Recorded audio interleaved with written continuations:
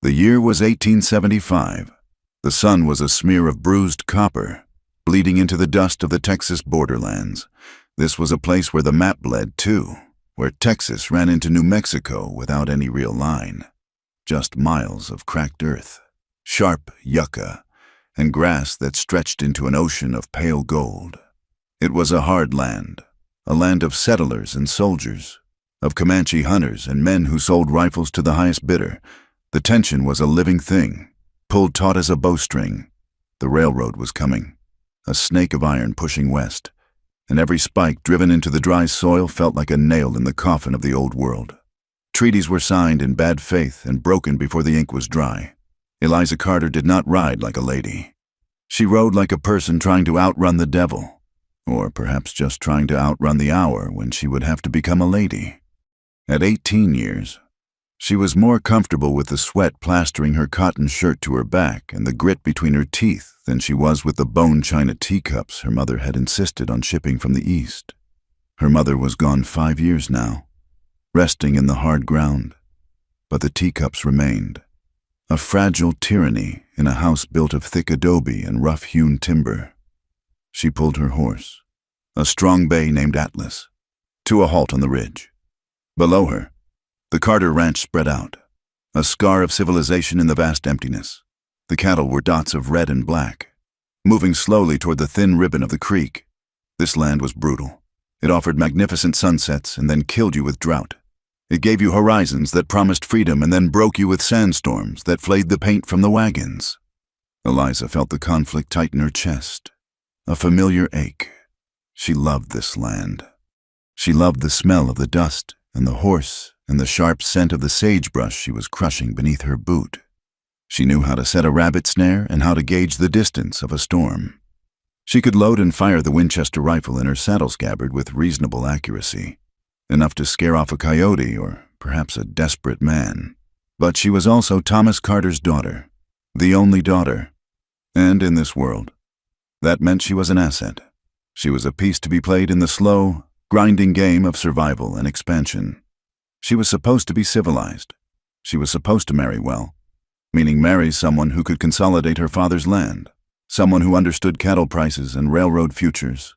She was, in short, a girl who had to be married off to the right house. She reached into the pocket of her split skirt, her fingers brushing against the object she always carried. It was a small square of linen, edged with delicate white lace, her mother's handkerchief. It was absurdly clean, hopelessly out of place. It was the symbol of the woman she was supposed to be. She held it for a moment, the fragile fabric against her calloused palm, then shoved it back down. The sun was almost gone. It was time to go home, miles away, hidden by a fold in the mesas. Tahu of the Penateca Comanche watched the same sun die. He was perhaps 24 years old, though seasons meant more to him than years. He sat motionless on his pony, a man carved from the same red rock that surrounded him. He wore buckskin leggings and a simple breechcloth. Around his neck, a single eagle feather tied with a leather thong rested against his collarbone. It was his medicine, a reminder of the sky, the freedom that was rapidly shrinking. His eyes were fixed not on the sunset, but on the unnatural wound in the earth far to the south, the twin iron rails of the railroad, gleaming like snake scales in the last light.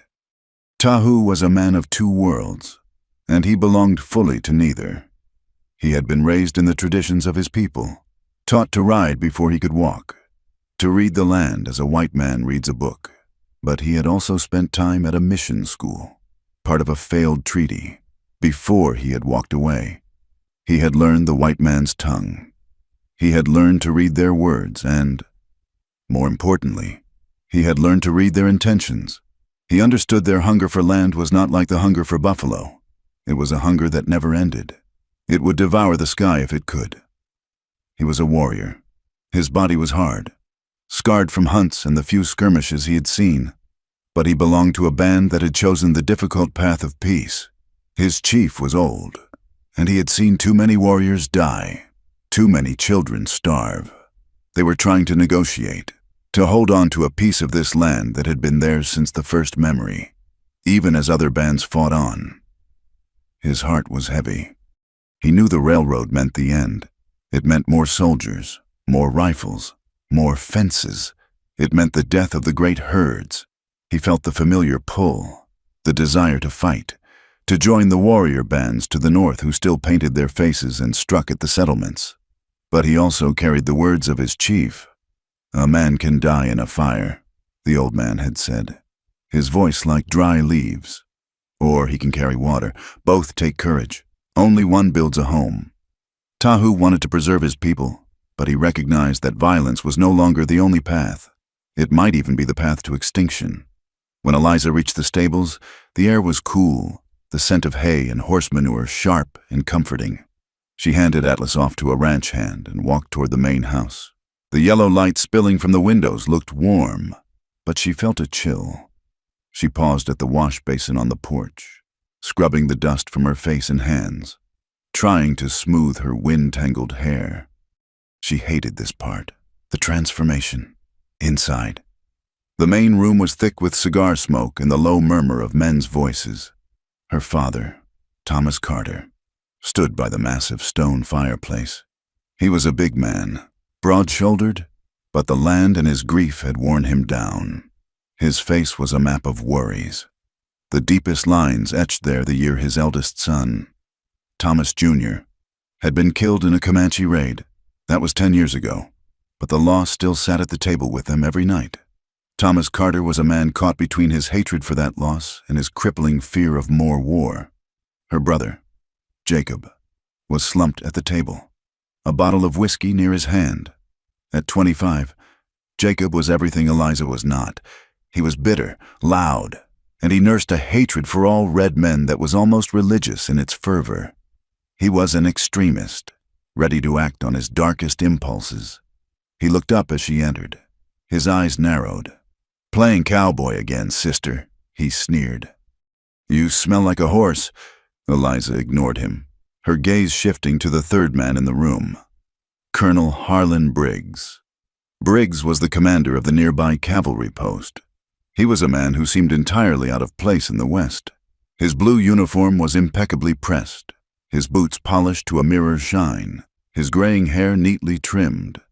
He rose as she entered, offering a small, polite bow that felt more like a threat than a courtesy. He was a partner to her father. But Eliza sensed the truth. Briggs wanted to erase the Comanche to clear the way for the railroad, and he would use anyone to do it.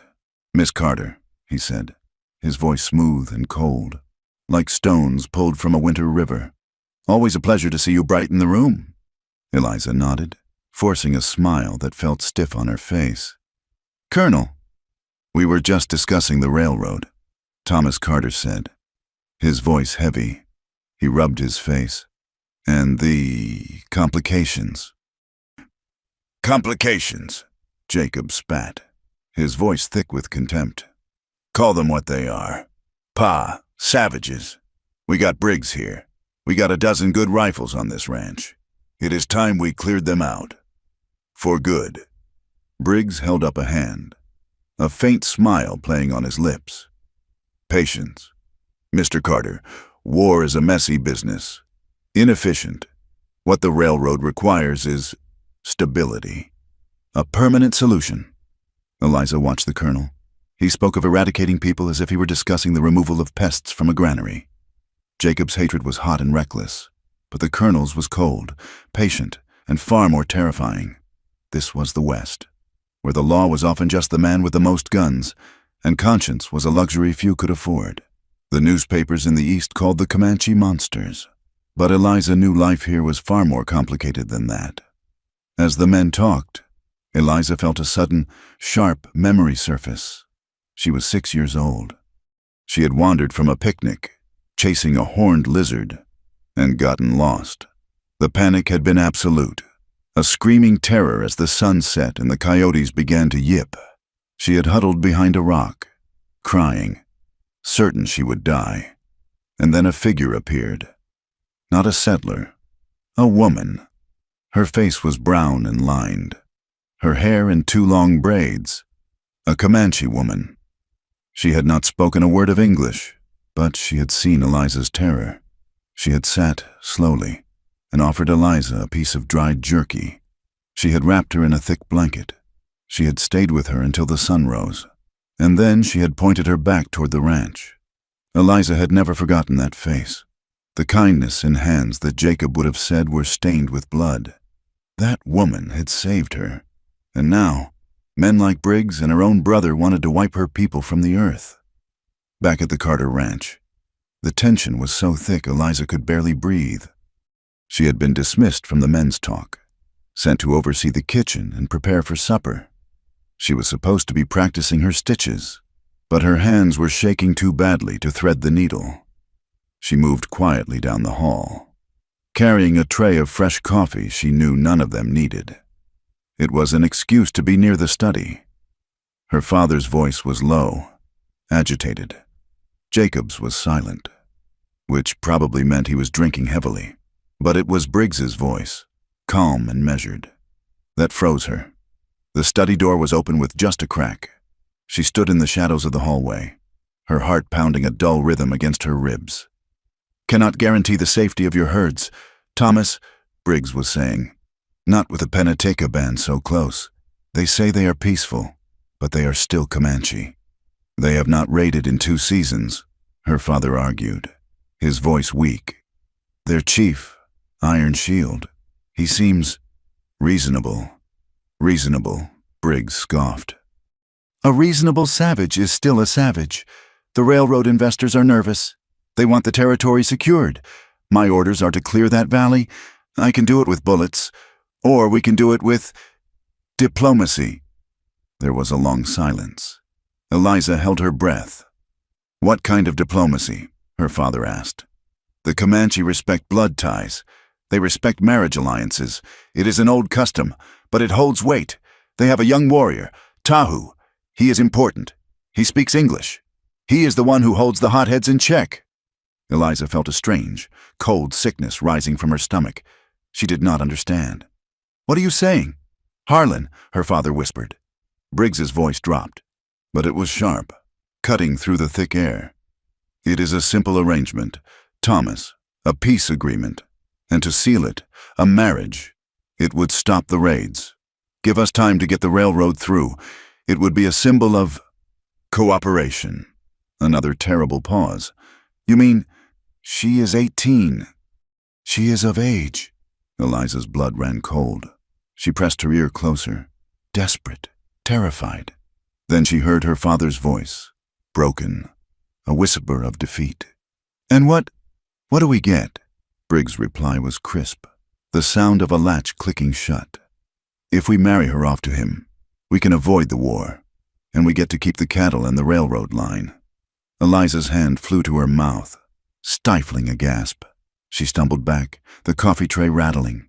She did not understand all of it, not fully, but she understood the core of it, the cold, brutal transaction. She was the price. She was the diplomacy. She was being traded, like cattle, to save a railroad, and she was being traded to the very people her brother wanted to slaughter. The cold dread that had touched her on the ridge returned, but now it had a name. It was the sound of her father's voice, giving her away.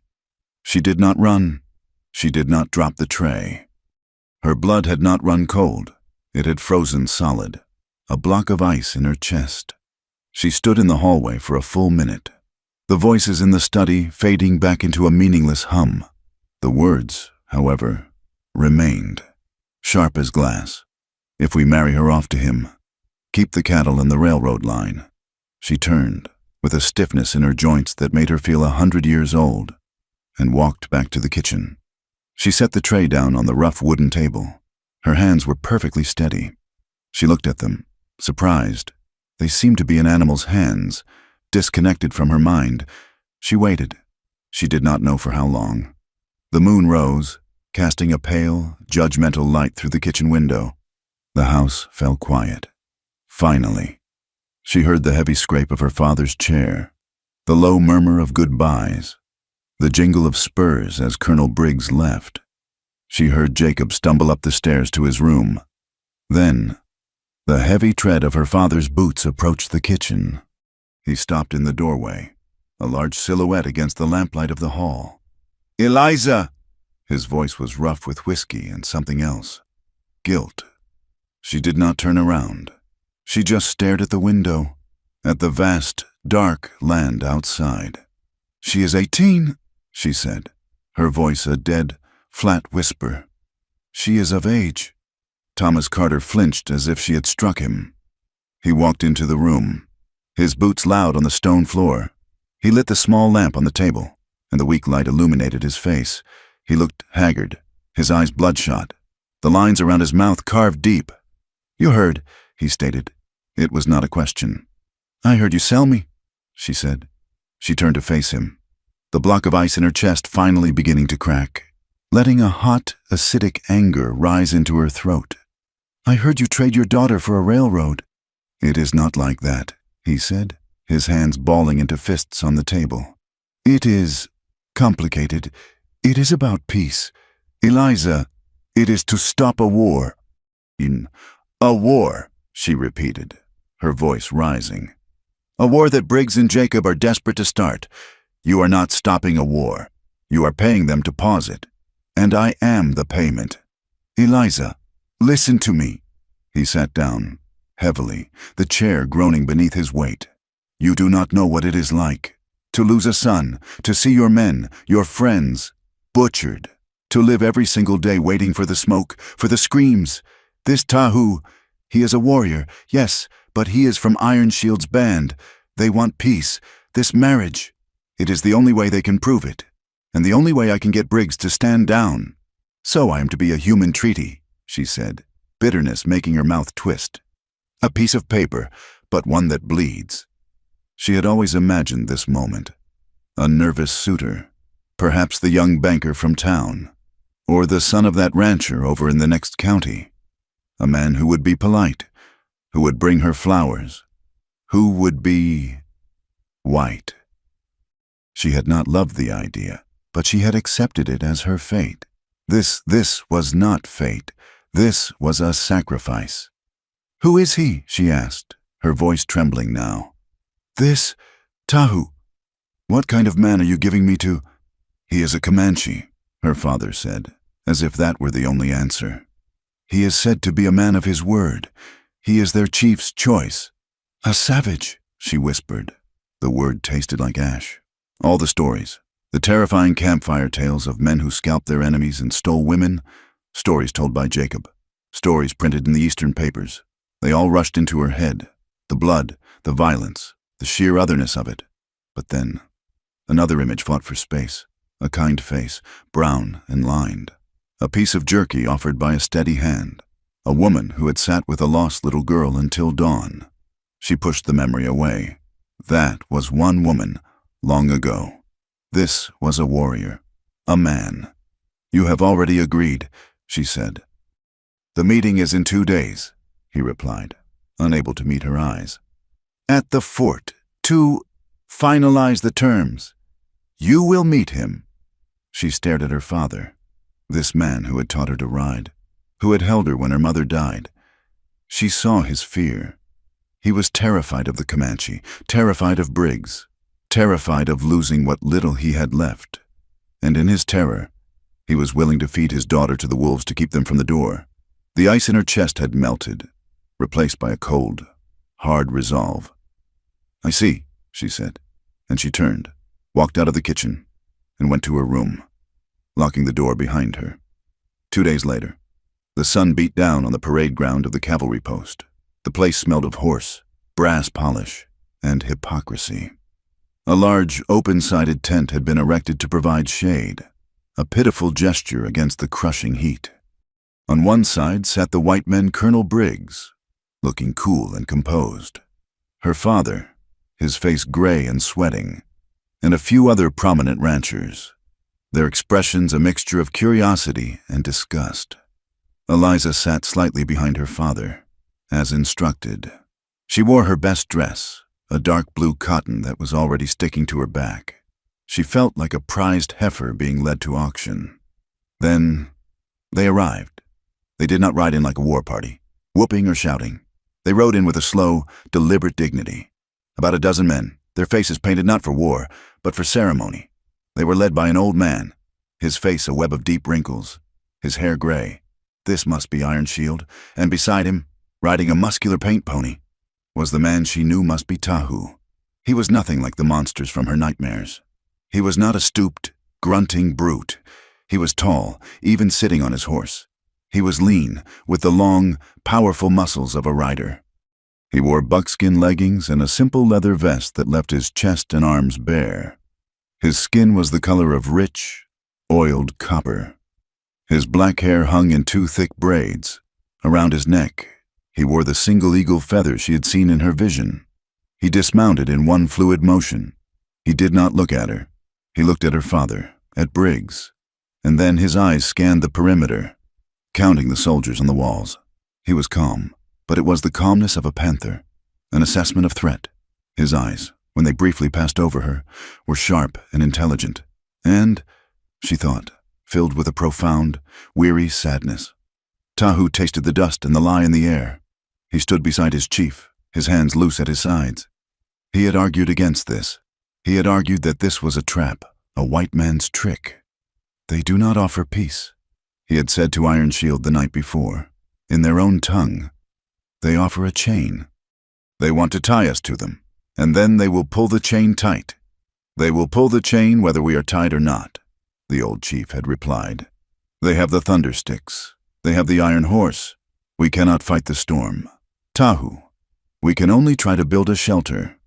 And this shelter is a woman, the daughter of the man who fences the water. This shelter is time. Iron Shield had corrected him, his voice firm. You will marry this girl. You will bring her to our camp. You will show her our ways. You will give her a child. And this bond, this blood, will hold the soldiers back. It will give us 1 more season.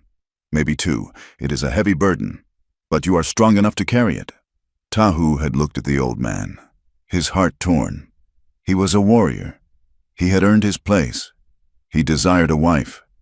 Yes, but one of his own people. A woman who understood their world, who could share his life. Not this pale sacrifice. He knew what the white men thought of them. He knew their contempt, and he knew this girl, raised in that world, would bring that contempt with her. She would be a symbol of their invaders, living in his own lodge. Now, he saw her. She was small, seated behind her father. She was staring at him, her face pale, her eyes wide with what he easily recognized as fear. He felt a flicker of something. Pity. Maybe, or perhaps just recognition. She was a pawn, just as he was. Her father, the rancher with the hard eyes, was sacrificing her. His chief was sacrificing him. All for a peace that Tahu did not believe would last. The talking began. A translator, a nervous half-blood man from the fort, turned the stilted, formal words back and forth. Briggs spoke first. We are here to ensure peace. The railroad brings prosperity for all. We must have assurances that your young men will not disrupt the work, Iron Shield replied, his voice slow. We do not disrupt. We hunt on our land. Your fences cut the land. Your railroad scares the buffalo. We ask only to be left alone. A commendable wish, Briggs said with his cold smile. But the world is changing. To show our commitment to this new, shared future, we have agreed to an alliance, a bond, a marriage. A low murmur ran through the ranchers. Marry Carter's girl to a redskin, one of them whispered, loud enough to be heard. It is a disgrace, from the back of the Comanche group, one of the younger warriors. Red Fox spat on the ground. Our finest warrior. Tahu heard him mutter in their language, shackled to a milk-faced woman. This is not an honor. Only the old men, on both sides, seemed to understand. Thomas Carter, who had lost a son, Iron Shield, who had lost dozens. They were the ones who knew the price of a failed talk, and it was paid in bodies. Jacob Carter had not been invited to the formal talk. He stood just outside the tent, his face flushed with whiskey and rage. He had stormed at his father for 2 days. You are a coward, he yelled, his spittle flying. You are giving her to them, giving her to the filth that killed Thomas Jr. She is a traitor to her race if she goes. A traitor to her own blood. And now, watching the scene, he saw Briggs, standing beside his father, that same faint smile on his lips. Jacob did not trust the colonel, but he trusted the colonel's desire to kill. He had heard Briggs talking to his men. "This marriage is a temporary solution," Briggs had said quietly. "It holds them in place, and when the treaty is inevitably broken, and it will be, we will have the perfect justification to act. We will be seen as the wronged party. We will wipe the slate clean." Jacob smiled, a broken, ugly expression. He would let this farce play out. For now. After the endless, empty words were spoken, her father motioned for Eliza to stand. Her legs felt like wood. "This is my daughter, Eliza," Thomas Carter said, his voice thick. Iron Shield nodded slowly. He spoke, and the translator hurried to keep up. "And this is Tahu, my son's son, a leader among our warriors. He will be her husband. He will keep her safe." Tahu stepped forward. The translator motioned for Eliza to step forward. They stood in the middle of the tent, the two groups watching them like hawks. She was close enough now to see the intricate beadwork on his vest, to smell the scent of wood smoke and sage that clung to him. "The two should speak," the translator said nervously. Eliza looked up at him. He was taller than she had realized. His face was stoic, his eyes unreadable. She would not cry. She would not collapse. She lifted her chin. "I am Eliza Carter," she said, her voice small but clear. Tahu looked at her. He saw the pride, the rigid set of her shoulders, the terror she was trying so hard to hide. He gave a slight nod. He spoke in English, his voice low and guttural, but the words perfect. "I am Tahu." He did not smile. He did not threaten. He did not offer comfort. He simply stated his name, and in that moment, she understood. He did not want this any more than she did. He was not a monster capturing a prize. He was a man being handed a burden. They were two sides of the same counterfeit coin, their lives spent by other men in a game they did not control. That night, Eliza did not sleep. She sat at her window, staring at the empty prairie. She was a hostage, a tribute, a lamb being led to slaughter. The fears came back, thick and choking. But then, she thought of her father's face, the raw fear in his eyes. He was a weak man, in many ways, but he was not evil. He was just broken, beaten down by the land, by grief, by men like Briggs. She thought of Jacob, his face twisted with a hatred that was eating him alive. She thought of Tahu. "I am Tahu." Just that, a simple statement. He had not looked at her with contempt. He had not leered at her. He had looked at her like an equal in this horrible, impossible bargain. She was 18 years old. Her life was supposed to be her own. It was not, but the way she lived it, that was... If they were going to trade her, she would not go as a weeping victim.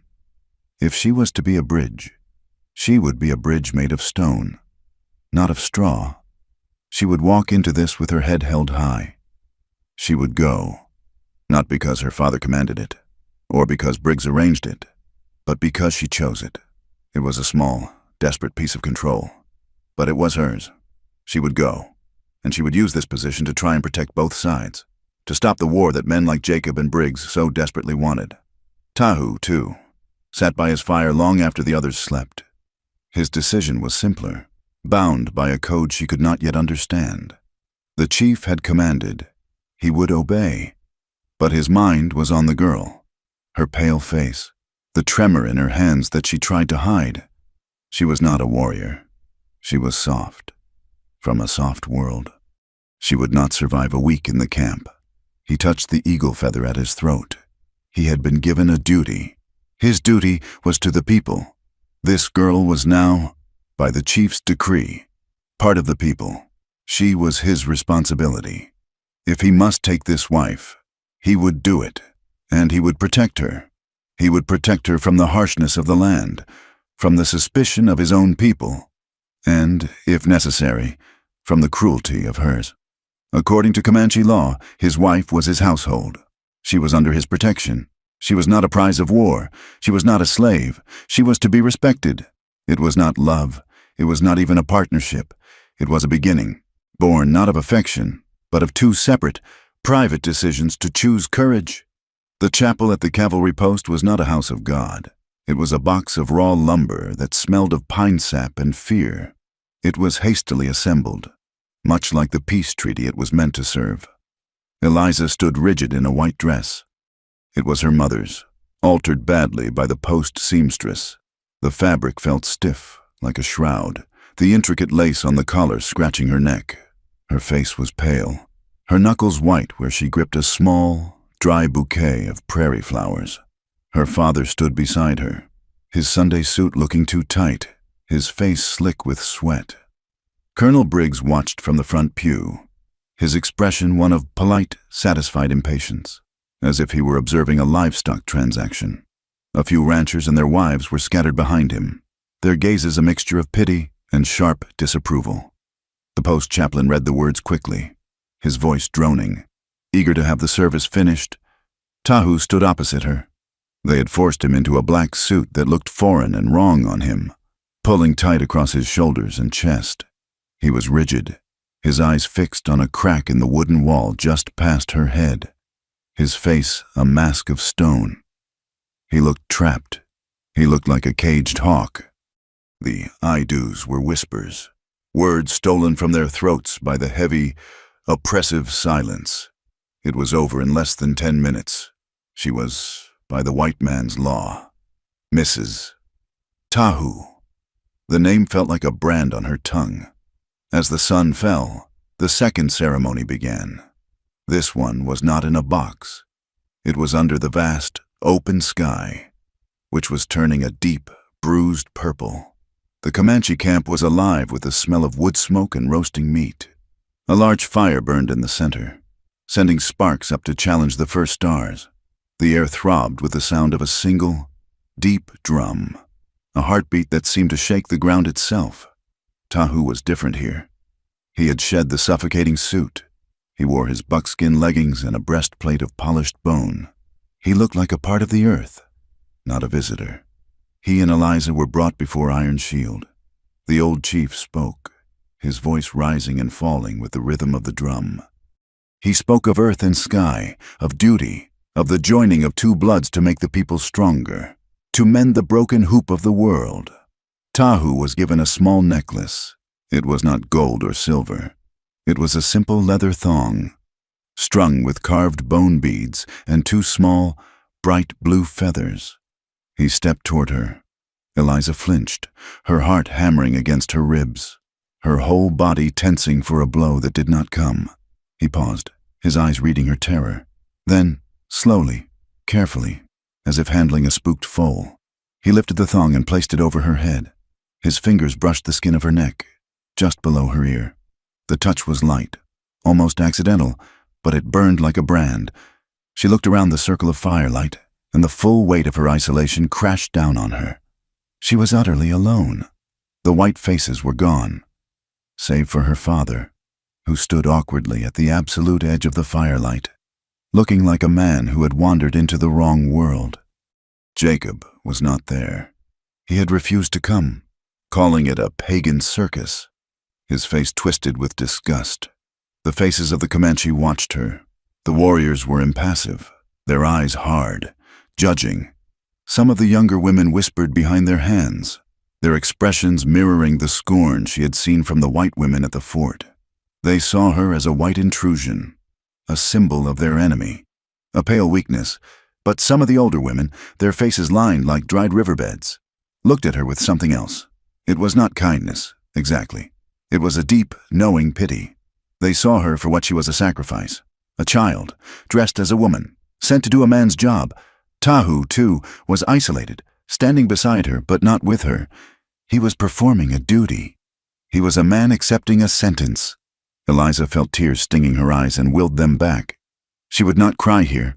She would not show weakness. She lifted her chin, staring into the flames. As the drum beat softened and people began to eat, a woman moved from the shadows near the chief's lodge. She was older, perhaps her father's age, with a face that was severe but held a deep intelligence in her dark, piercing eyes. She stopped in front of Eliza and simply looked at her, her head tilted, studying her as if she were a difficult puzzle. The woman's eyes scanned Eliza's face, lingering. Then, her expression shifted. It was a flicker of something. Recognition. The woman spoke, her voice low. "To Iron Shield." She pointed, first at Eliza, then at her own eyes. Eliza stared back. And suddenly, the campfire, the drum, the smell of smoke, all of it faded. The woman's face superimposed itself over a memory. 12 years old and sharp as glass. A lost little girl. A horned lizard. A cold night. A piece of dried jerky offered by a steady, brown hand. A thick buffalo robe. Eliza's own hand unconsciously went to the new necklace at her throat. She whispered one word. So quiet it was barely louder than the crackle of the fire. "You—" The woman's eyes widened. She nodded slowly. Her name was Uma. She turned back to the chief, speaking quickly now, her hands moving in sharp, expressive gestures. The translator, a nervous half-blood man who had been hovering nearby, looked startled. Uma spoke again, this time looking directly at Eliza, and the translator hurried to relay the words. "She says she remembers you," the translator said, his voice full of disbelief. "She says she found you when you were a child, lost on the prairie. She says you were not like the others. You were afraid, but you did not scream at her. You did not hate her. You shared her blanket." Uma looked at Tahu, then back at Eliza. The translator continued, his voice dropping. "She says this marriage was her idea. She told the chief that if any white girl could be a bridge, it was the girl who was not taught to hate. She told him. She had hope for you." Eliza's knees felt weak. She had been wrong. She was not just a piece of property traded by her father and Briggs. She was not just a victim. She was a choice. Someone, on this side, had looked at her and seen hope. It did not make her less terrified, but it made her feel less hollow. The night ended. The fire burned down to embers. Uma gave her a small, supportive nod before melting back into the shadows. Then, 2 older women took Eliza's arms, their grip firm but not unkind. They led her away from the main camp, Tahu walking silently behind them. They climbed a small path up to a lodge set on a slight rise, overlooking the vast, moonlit prairie. It was separate from the other dwellings. It felt exposed and terribly, terribly quiet. The women gestured for her to enter. She stepped inside. Tahu followed. The flap of the teepee, made of thick buffalo hide, was dropped closed. The sound was soft, but it felt as final as a prison gate slamming shut. A small fire burned in the center, casting restless shadows on the hide walls. A thick pile of buffalo robes was laid out on one side. This was it. This was the moment she had been dreading since her father's confession. She was 18 years old. She had never been kissed. She knew nothing of what happened between a man and a woman. Only the hushed, fearful whispers of other girls and the crude jokes of the ranch hands. She was a virgin, and she was terrified. She backed away from him, stumbling until her back hit the curved, sloping wall of the teepee. She could not stop the shaking. Her breath came in short, sharp gasps. She sank to her knees on a smaller rug, pulling her arms around herself, the white fabric of her mother's dress pooling around her.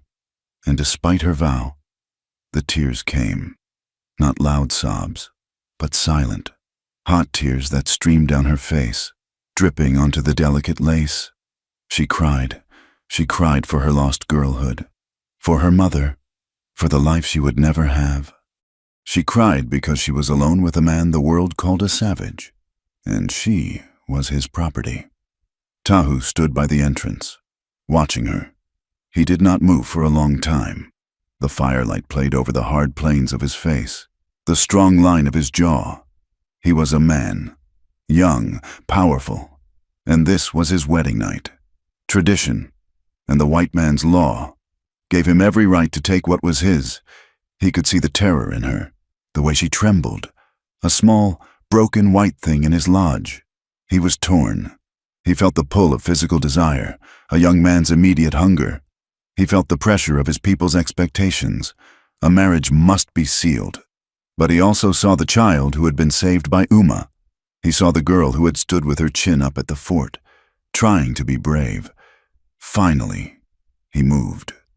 Not toward her, but to the other side of the small fire.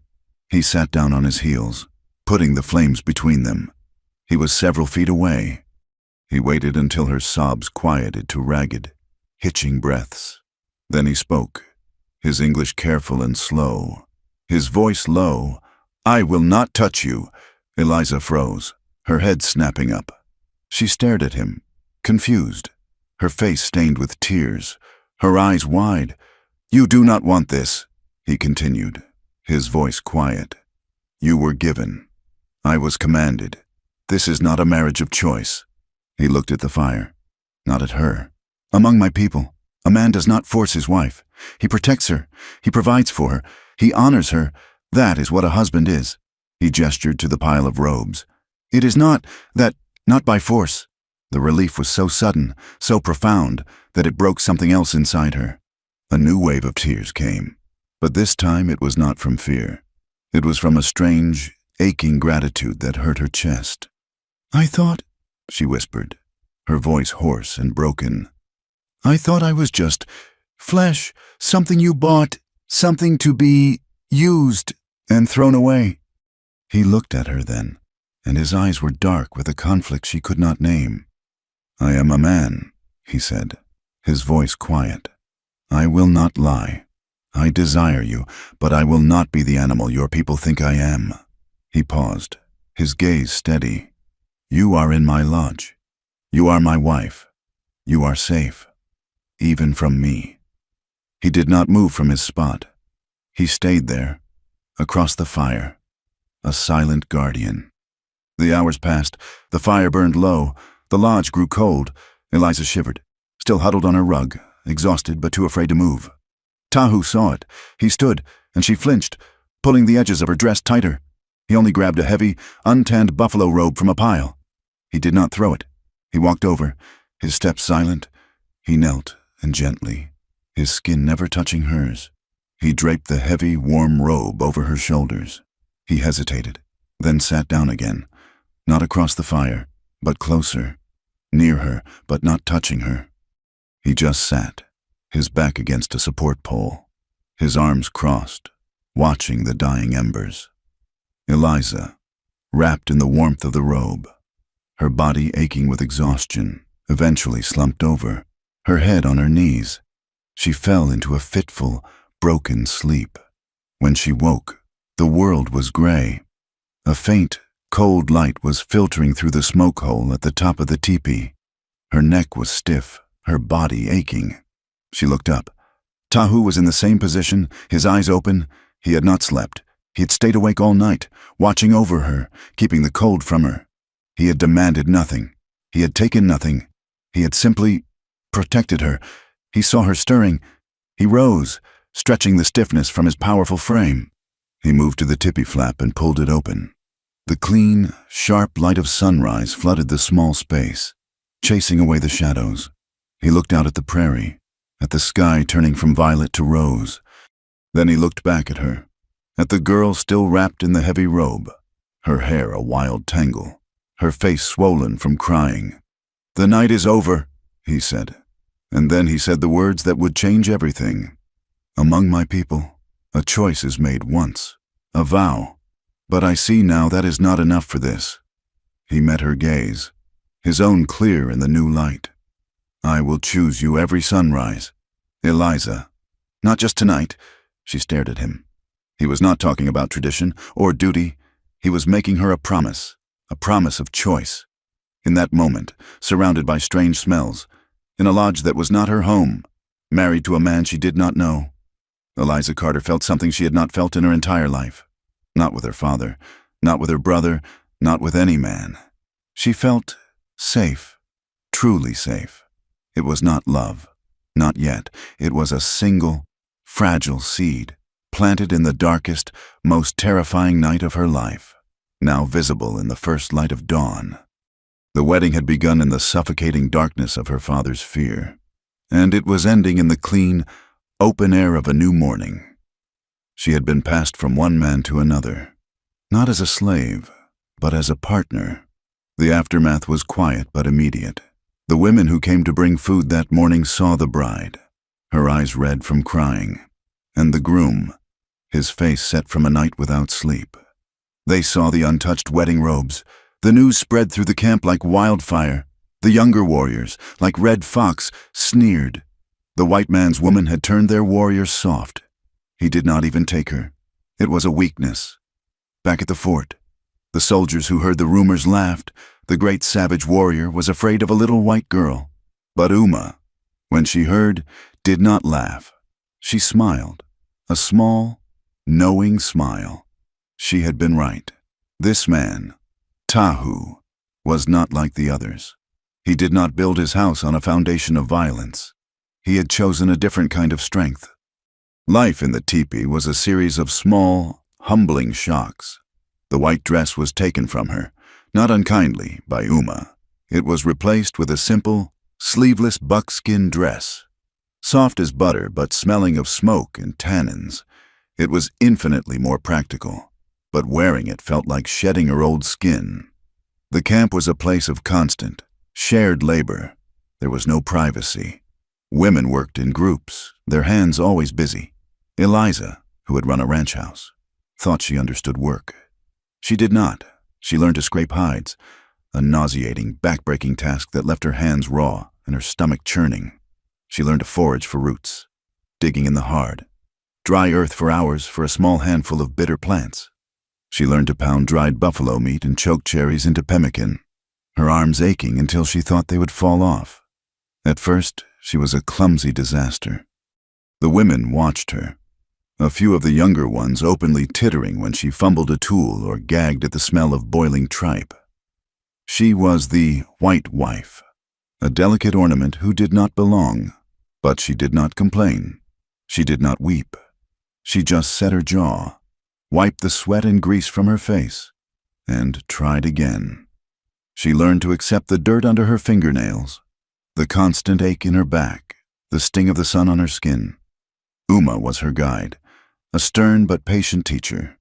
She would rap Eliza's knuckles with a stick when she held a scraper wrong, but she would also share her water skin, a silent gesture of solidarity.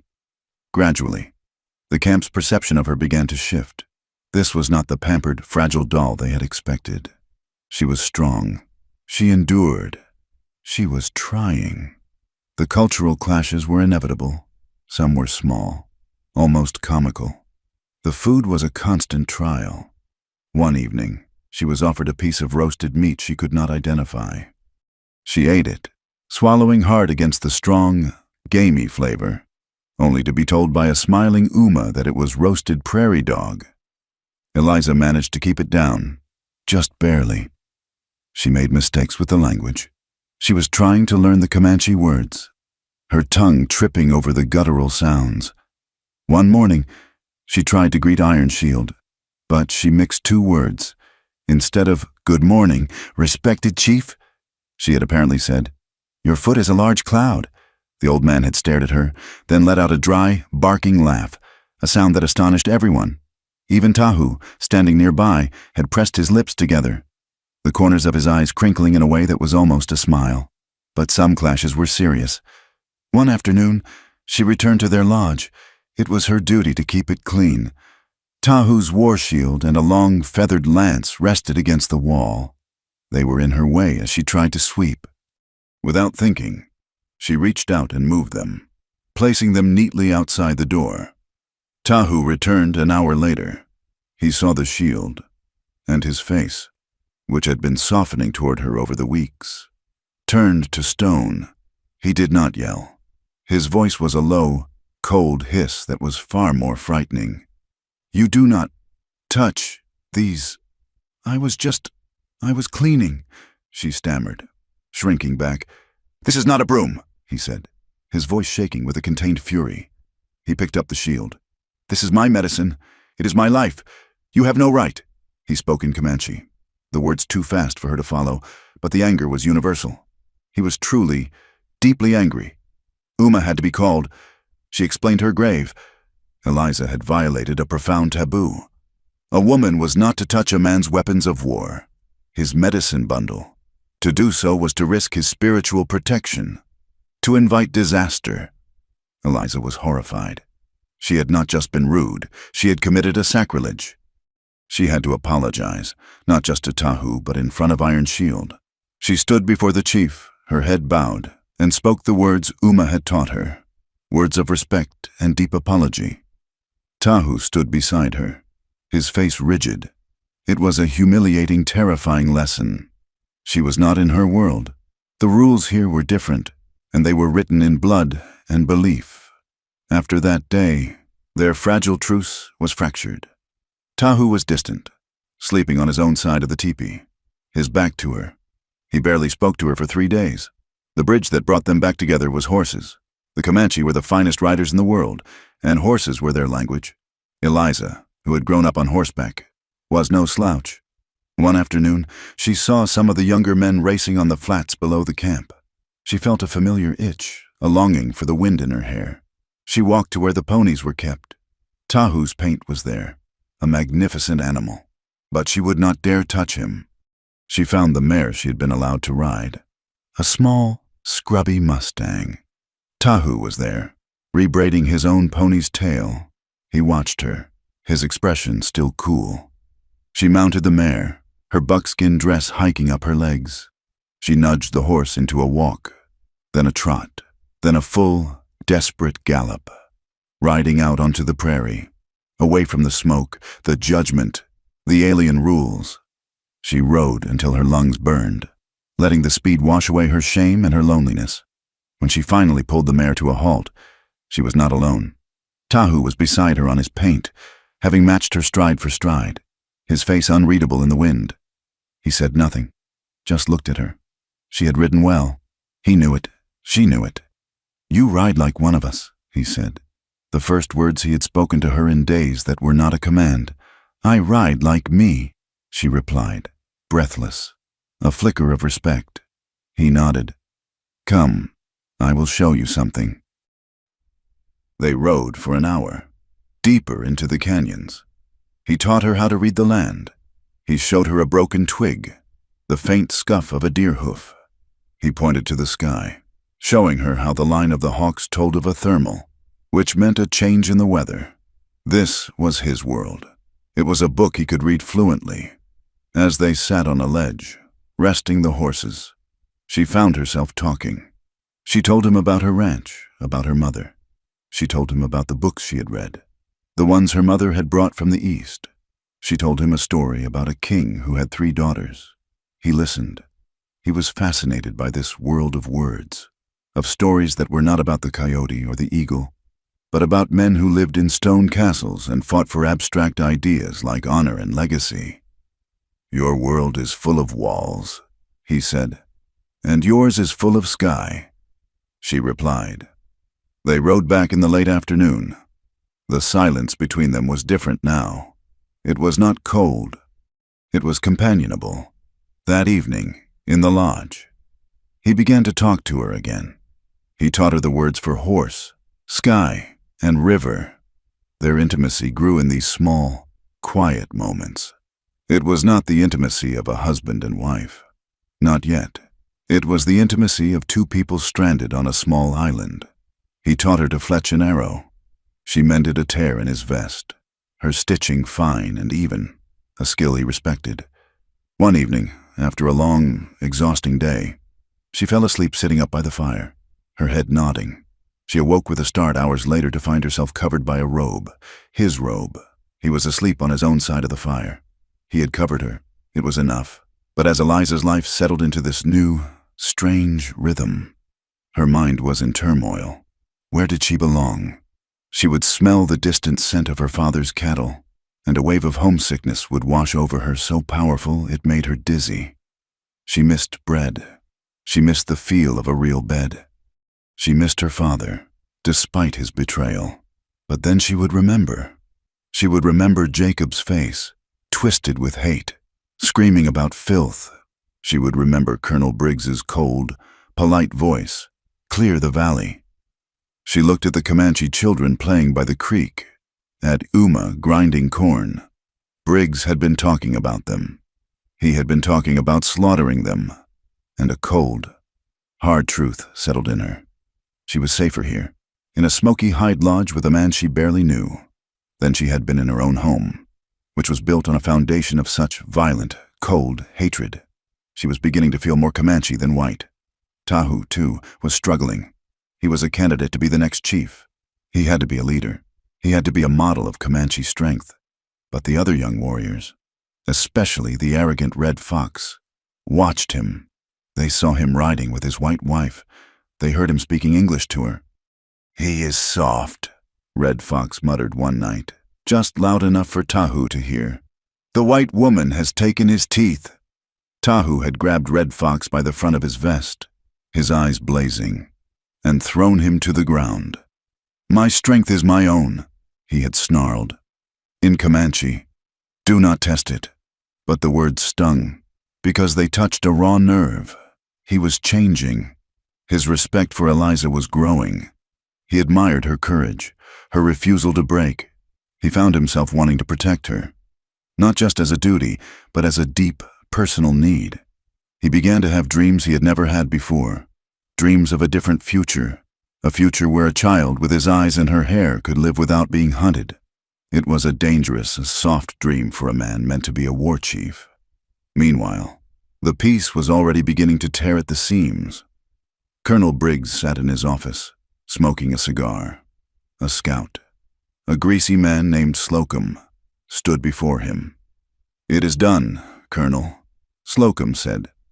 "We ran off about 20 head from the Miller Ranch. Shot 2. Left plenty of tracks. Just like you said. Looks just like a Comanche raid. A sloppy one." "Excellent," Briggs said, blowing a cloud of smoke. "And the evidence?" "Left a broken arrow by the fence line. One of those Penateca arrows. Easy to find." "Good," Briggs said, handing the man a few coins. "The railroad investors will be hearing about this. They will demand more protection. They will demand action." The news of the raid reached the Carter Ranch. Jacob, already drunk by noon, was incandescent with rage. "See, Pa!" he roared, slamming his fist on the table. "See, you gave them your daughter, and they spit in your face. They are raiding again. They will never stop." Thomas Carter looked pale, his hands shaking. "The treaty! The treaty is trash!" Jacob shouted. "Briggs is useless. I'm handling this." He stormed out. Grabbing his rifle, he found 3 other ranch hands, men as angry and drunk as he was. "We are going hunting," Jacob said, his eyes wild. They did not dare attack the main camp, but they knew of a small hunting party that was camped by the river. 2 lodges, mostly women and an old man. Curing hides, they descended on the camp at dusk, firing their rifles into the air. They set the lodges on fire, shot 2 of the prized hunting ponies, and scattered the curing hides.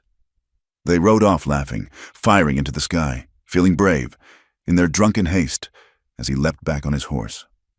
Jacob dropped his branding iron, the one he used for stray calves, the familiar C-bar. The next morning, Tahu was part of the group that found the smoldering wreckage. The women were terrified, but unharmed. The old man was furious. They had lost the ponies and the meat. It was a disaster. Red Fox was the one who found the branding iron in the mud by the riverbank. He picked it up. He held it aloft. The C-bar, the Carter brand, was unmistakable. A cold, deadly silence fell over the warriors. Tahu took the iron, his hand tight on the metal. It was still warm. That evening, the council met in Iron Shield's lodge. It was full of angry voices. Red Fox threw the iron on the ground in front of the chief. "There," he shouted. "The proof! The white rancher plays us for fools. He gives us his daughter as a spy, and then his men come in the night to burn us. The marriage is a lie. A trick." Iron Shield looked at the brand. He looked at Tahu, his face grim. "Your wife, her people, it may be her brother," Tahu said, his voice low. "He is a man of hate. Her father is weak," Red Fox interrupted. "It is the same thing. She is Carter's blood. She is in our camp. She knows our numbers. She knows where we hunt. She is a spy." The suspicion was thick as smoke. Tahu left the lodge, the iron heavy in his hand, his heart a cold knot. Eliza was in their lodge, mending one of her dresses. She looked up as he entered, a small, hopeful smile on her face. Their life had been quiet, almost peaceful, for a few days. Her smile died when she saw his face. He did not speak. He just walked to the fire and tossed the branding iron at her feet. It landed with a heavy, metallic clang. "What?" she began. "This," he said, his voice flat and dead. "It was found this morning, at our hunting camp, the one your brother and his men burned last night." Eliza stared at the C-bar, her blood turning to ice. Her father's brand. Jacob. "Oh, God, Jacob. He did not," she stammered. "My father would not. Jacob, he is your blood," Tahu said, his voice cutting into her. He looked at her, and the warmth she had begun to see in his eyes was gone. It was replaced by the cold, hard gaze of a warrior looking at his enemy. "They are saying you are a spy," he said. "They are saying you knew that this marriage was a white man's trick." "No," she whispered, shaking her head, tears welling. "No, Tahu, I did not know. I swear, this is Jacob. It must be. It is not my father. It is not me." "It is your people," he said. He turned his back on her. "You are Carter's daughter, and your people have come to burn us." Eliza felt the trap snap shut. She was Carter's daughter. She was Tahu's wife. She was caught between two worlds, and both of them now believed she was a traitor. The women outside the lodge were already whispering. The children who had started to wave to her were now gone, pulled inside. She was alone again, more alone than she had ever been. She looked at the branding iron. She looked at Tahu's rigid back. She could not stay here and let them think she was a spy. She could not let Jacob's blind hate start a war that would kill them all. She had to know the truth, and there was only one place to get it. She waited until the camp was dark, until Tahu had left for the council lodge again, her hands shaking. She pulled on her old riding skirt, which she had hidden away. She grabbed a small bag of pemmican, with her heart pounding so hard it felt like it would break her ribs. She slipped out of the lodge and ran, a shadow among shadows, toward the ponies. She had to get to her father's ranch. She had to find out who was lying and who was trying to kill them all. She did not take the time to saddle the mare. She knotted the hackamore rope, grabbed a handful of mane, and swung herself onto the pony's bare back, her old riding skirt, stiff and foreign after weeks in buckskin, bunched around her thighs. She urged the pony out of the small corral, keeping to the shadows, her heart a frantic drum against her ribs. Every sound was a threat. The yip of a coyote, the rustle of a bush, the click of a stone under the pony's hoof. She expected a shout, the thud of an arrow, Tahu's hand on her shoulder, dragging her back as a traitor. But nothing came. Only the cold, indifferent moonlight washing the prairie in silver and black. She rode for her old home, but she was not riding home. She was an outcast from both worlds, a ghost riding between two fires, belonging to neither. She rode with the cold, heavy weight of the branding iron in her mind. Jacob, his stupid, blind, drunken hate was about to start a war. He had put the brand on all of them, on her father. It took her most of the night, pushing the pony harder than she should have. She skirted the main paths, cutting through arroyos and over low mesas, the land she knew as a girl now feeling like enemy territory. She arrived at the Carter ranch well after midnight, the house a dark lump against the stars. Only one light burning in her father's study. She tethered the mare in a stand of cottonwoods, well away from the barn, and approached the house on foot, moving like a thief.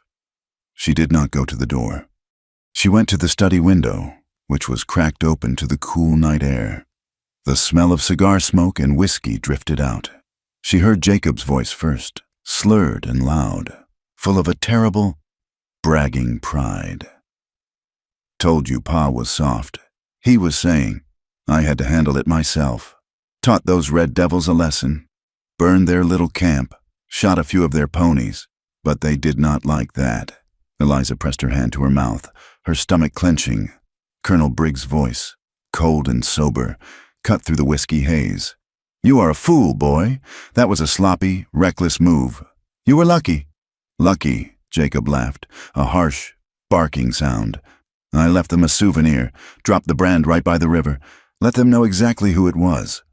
"Which is precisely the problem," Briggs said, his voice tight with irritation. "Your action was unsanctioned. It complicates the narrative. I had everything in hand. The raid on the Miller Ranch was clean. Textbook. It looked just like a Comanche strike. It gave me the ammunition I needed for my reports. It proved the treaty was a failure before it even began." Eliza's blood ran cold. The Miller raid, Briggs had staged it.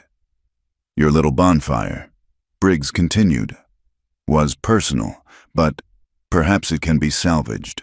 2 acts of aggression. The ranchers are terrified.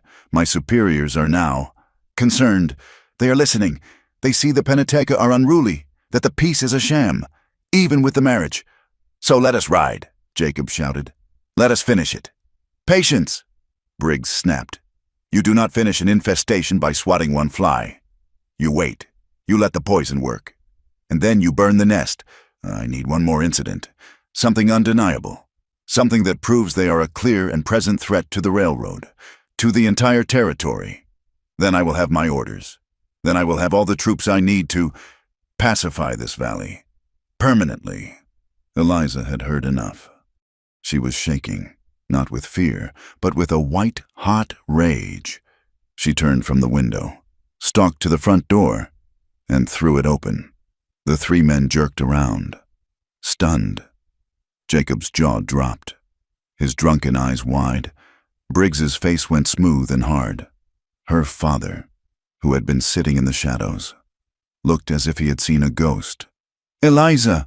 Thomas Carter gasped, rising from his chair. "You!" she said, her voice low and shaking, ignoring her father, pointing a trembling finger at Briggs. "The Miller raid, that was you. You hired men to attack your own people. To blame Tahu?" Briggs raised an eyebrow, his calm infuriating. "Miss Carter, you are hysterical. You should not be here. You belong with your husband. And you," she spat, turning on Jacob. "You burned their camp. You animal. You drunken, hateful animal. You are trying to get us all killed, just to prove you are a man. You traitor," Jacob stammered, his hand moving toward the pistol on his belt. "You whore. You come back here, smelling like their smoke, and you defend them." "I am defending the truth," she screamed. "I am defending our lives. Do you not see what he is doing? He is using you. He is using all of us." She finally turned to her father, who stood frozen, his face a mask of pale, sweating terror. "And you," she whispered, her rage collapsing into a terrible, aching disappointment. You knew he was dirty. You knew Jacob was out of control, and you did nothing. You sat here, hiding behind your whiskey and your fear, while they planned a massacre." "Eliza, it is complicated," Thomas Carter pleaded, his hands outstretched. "No, it is simple," she cried. "It is greed, and it is hate, and it is cowardice, and I will not be a part of it." She looked at her father, her eyes filled with a new, hard light. "You have to choose, right now. You stand with him." She nodded at Briggs. "And his war, or you stand with me. You stand with the peace you sold me to protect. You cannot have both." Before her father could answer, a new sound entered the room. A low, rising moan, like a train approaching from far away. It was not a train. The glasses on the table began to rattle. Briggs was the first to recognize it. He crossed to the window, his face grim. "Dear God in heaven," he said. A wall of blackness was rolling across the prairie, blotting out the stars. The wind hit the house like a physical blow, shaking the thick adobe walls. The front door slammed shut with a crack like a rifle shot. "Sandstorm," her father whispered, his face losing its last vestige of color. For 3 days, the world ended, the sun vanished.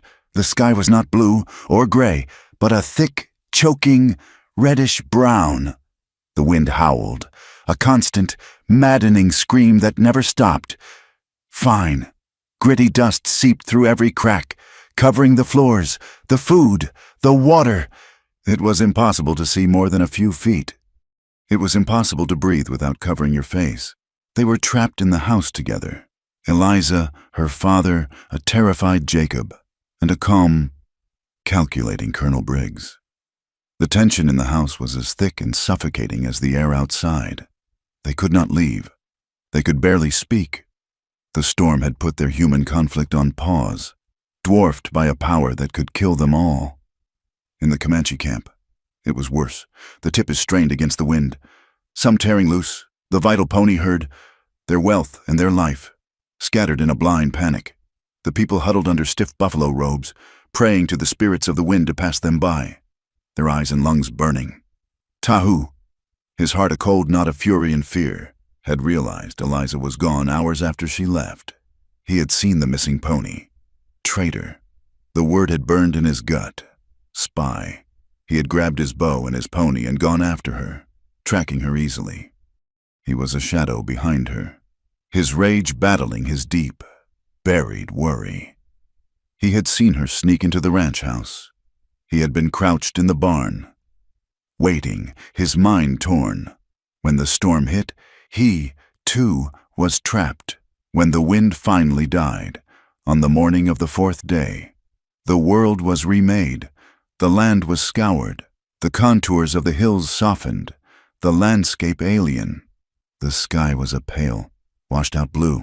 The human world returned with a vengeance. News came from a cavalry patrol. A vital supply wagon, headed for the fort and the small settlement, had been attacked. The wagon was burned. The guards killed. The food and ammunition stolen. The tracks, the patrol said, were clear. Despite the storm, moccasin prints, pony tracks.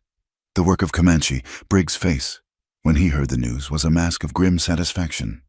"This," he said, "is the final straw. They are starving, desperate, and now they are murderers and thieves. The treaty is dead." Eliza knew it was a lie. The Comanche had been trapped, just as she was. They could not have organized a raid. She fled the suffocating house, running to the barn, desperate for air, for a horse, for a way to stop this.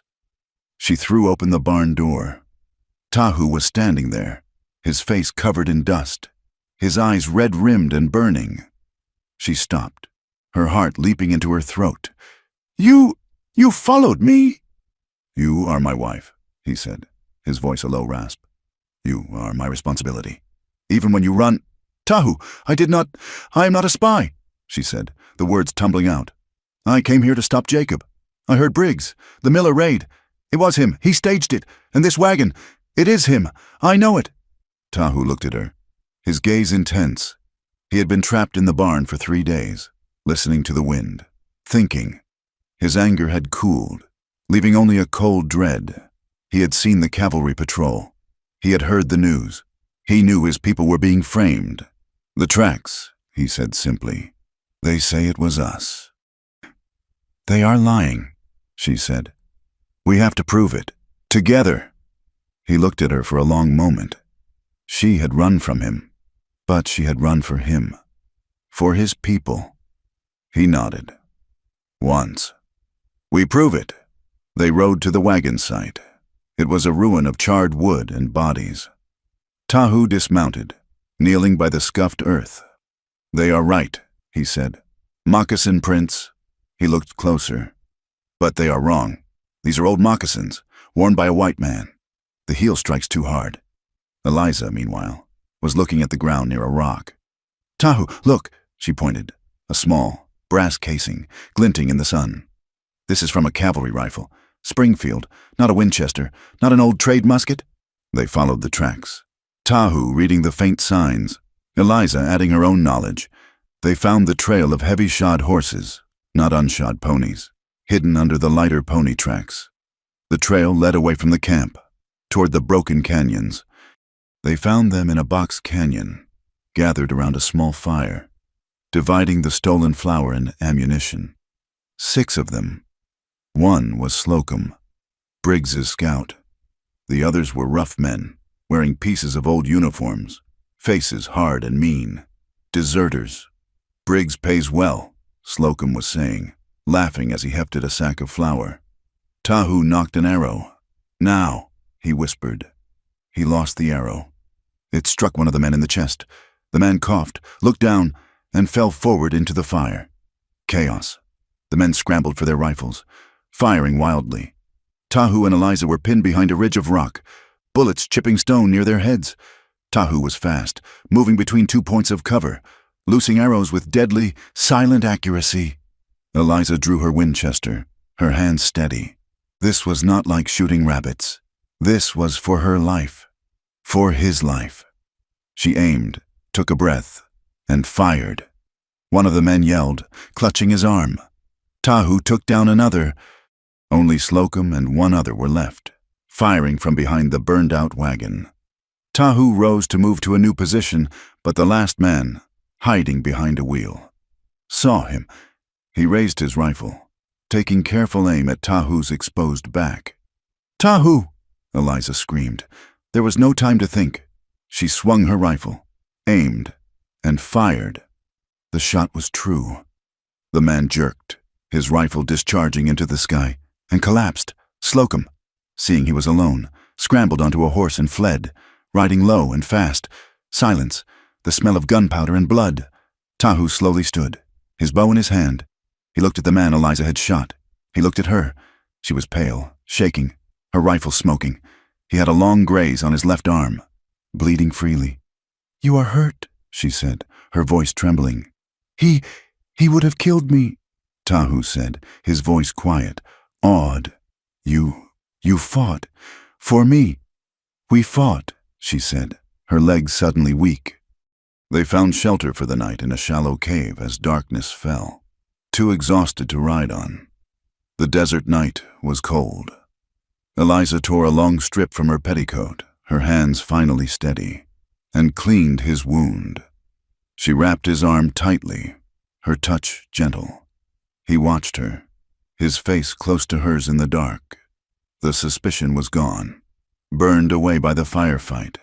He saw her, not as a white woman, not as a symbol, but as Eliza, brave, strong, his partner. He reached up with his good hand and touched her face, his thumb brushing the gunpowder smudge from her cheek. "You saved my life.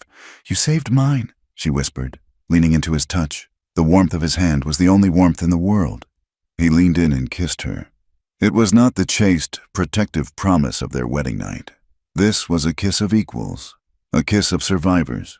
It was raw and desperate, and full of a love that had been forged in dust and gunfire. It was a choice, made by both of them. In the darkness, they clung to each other, a single, living warmth against the vast, cold emptiness of the night. They did not go further. The bond was too new, too sacred, and the danger too great. They huddled together for warmth, sharing a blanket, and in that shared silence, Eliza felt a new, terrifying secret take root. She counted the days, the sickness in the camp, the strange weariness.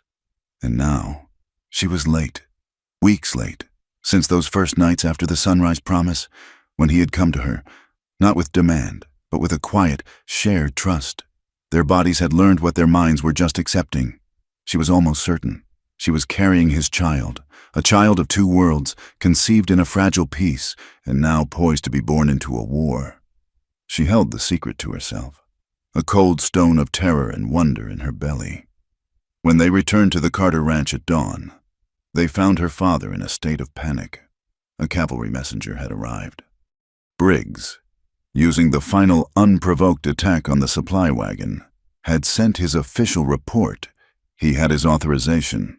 He was to disarm and contain the Pennateca Band, effective immediately. The attack was scheduled in 2 days. Eliza and Tahu looked at each other in horror. They had the truth, but Briggs had an army. It was not a skirmish. It was a massacre, waiting to happen. They rode back to the Comanche camp with a desperate, unified purpose. The news of the impending attack, combined with their proof of Briggs's treachery, set the camp ablaze with panic and fury. That night, the warriors' council was not a debate. It was an explosion. They gathered in Iron Shield's large lodge, the air thick with smoke and rage, The drum silent. "We run," one of the older warriors argued, his voice strained. "We take the women and children and go deep into the staked plains. Let the soldiers chase us into the land of thirst. We can survive. They cannot." Red Fox leaped to his feet, his eyes wild. "Run again. We have run until our lands are the size of a white man's garden. No, we fight Briggs wants a war. We give him one. We attack the fort tonight. We burn them in their beds before they can ride out." A roar of approval went up from the younger warriors. They were ready to die, as long as they took their enemies with them. Tahu stood silent, his face grim, the white bandage on his arm a stark contrast to his dark skin. He was caught in the middle. Iron Shield, his face carved with a terrible grief, looked at him. "The young men want war. The old men want to run. You, Tahu, you are my son's son. You are our future. What do you see?" Tahu's conflict was absolute. He was a warrior. His blood sang for the fight, to strike back at the men who had framed him, who had burned their camp, who now planned to massacre them. Red Fox was right. A preemptive strike was a sound military tactic. It was the warrior's way. But he looked at the entrance of the lodge, where Uma stood, her face a mask of dread. He thought of the children, sleeping, unaware. He thought of the old. An attack on the fort would be a suicide mission. They might kill some, but the full weight of the United States Army would come down on them. It would be the end of their people. He began, his voice rough. "I do not see a path to victory, only to death, fighting them, running from them. Both are an ending. So we do nothing," Red Fox sneered. "We wait for the sabers in the morning. We let the white man's daughter, your wife, watch as we are slaughtered." Before Tahu could answer, the lodge flap was pushed aside. Eliza entered. A collective gasp, then a wave of angry hisses. This was a war council. No women were allowed, least of all this woman. "Get her out," Red Fox shouted, moving toward her. Tahu was at her side in an instant, his good arm pushing Red Fox back, his eyes blazing with a cold fire that stopped the warrior in his tracks. "She will speak," Tahu commanded, his voice filling the lodge. Eliza's heart was hammering, but she stood tall, her gaze sweeping over the angry faces. She looked at Iron Shield.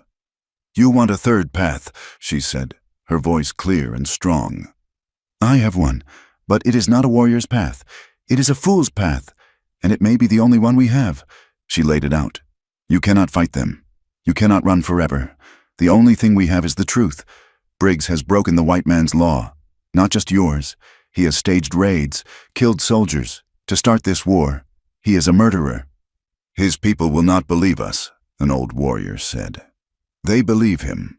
"Not all of them," Eliza said. "The settlement, the town, they are not all soldiers. There is a federal judge there. There is a pastor, a man named Davies, who speaks of God's law.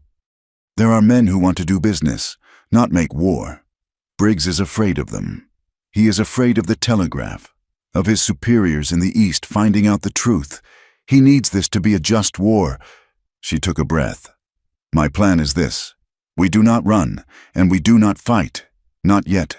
Tahu and we will ride to the settlement tonight. We will bring our proof, the shell casing, the story of Slocum. We will go to the judge, to the pastor. We will use their own laws against them. We will expose Briggs before he can attack." The silence was absolute. It was the most insane idea they had ever heard. "They will kill you before you speak 10 words, Iron Shield said, his voice flat. "They will kill him," Red Fox corrected, pointing at Tahu. "She is one of them.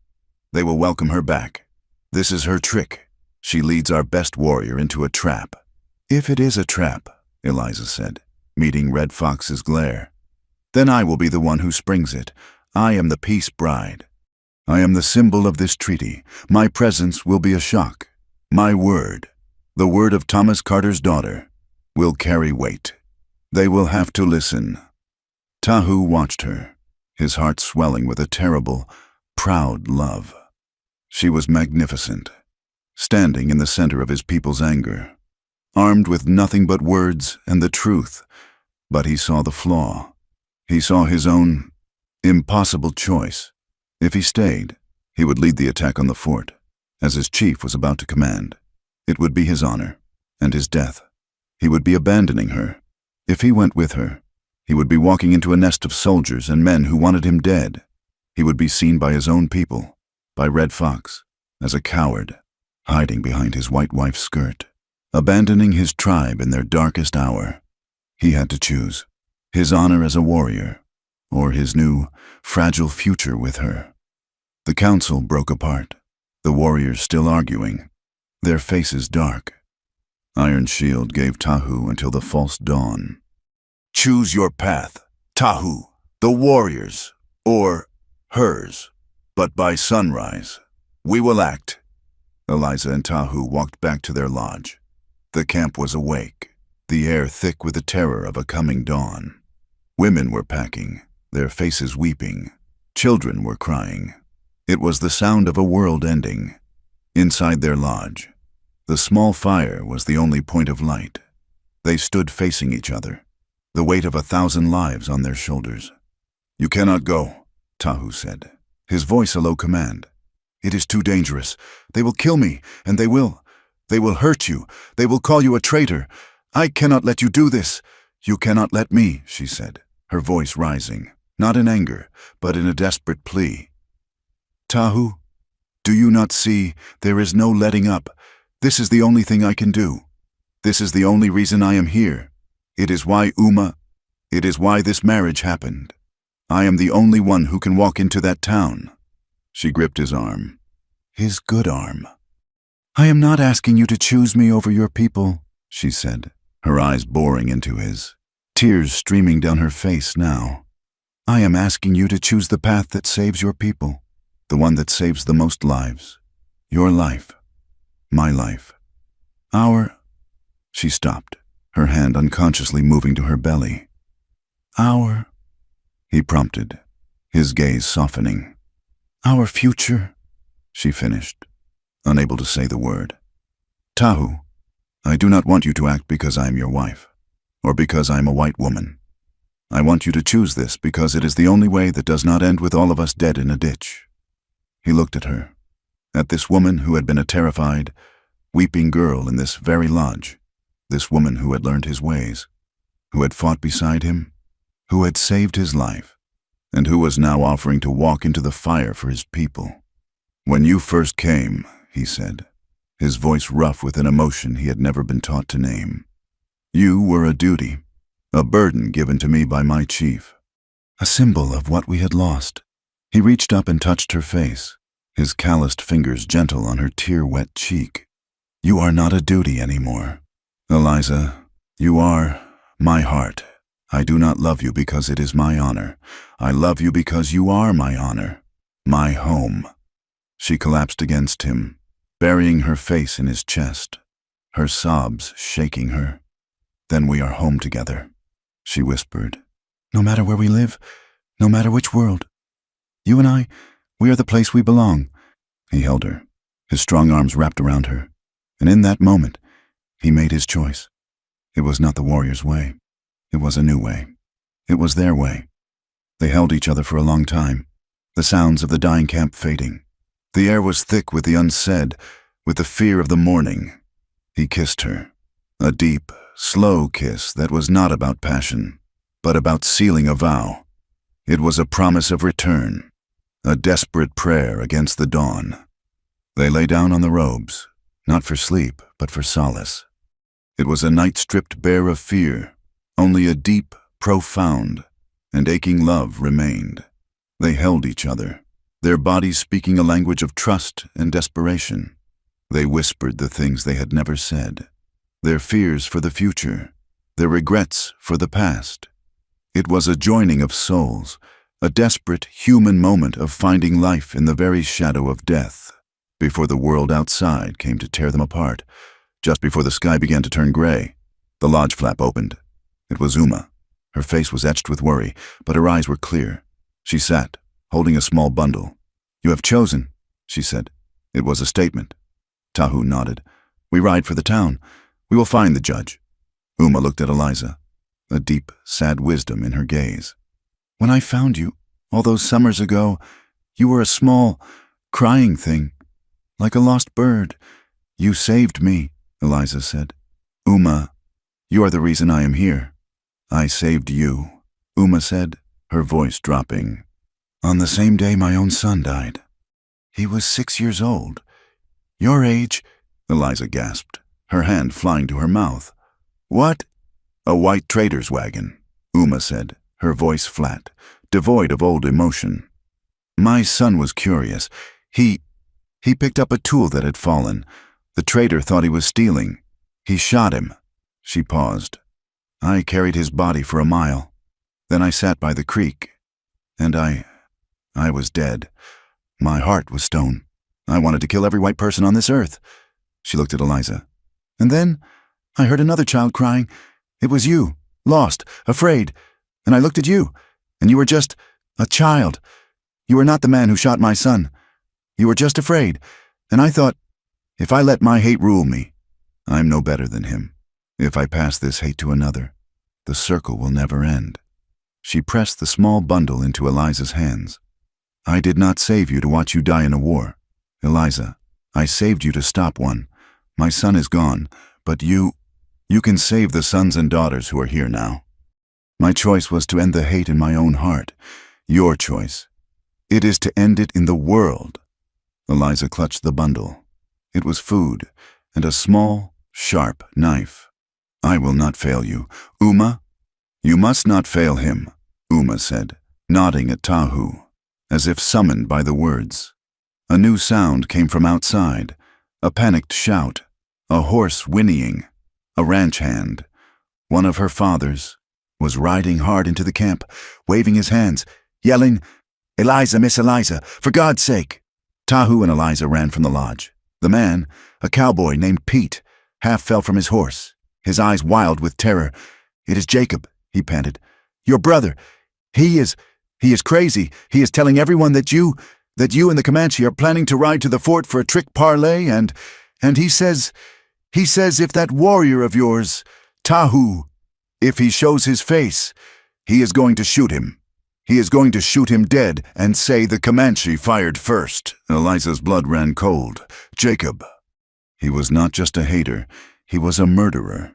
He was planning to assassinate Tahu, to use his death as the spark for the massacre.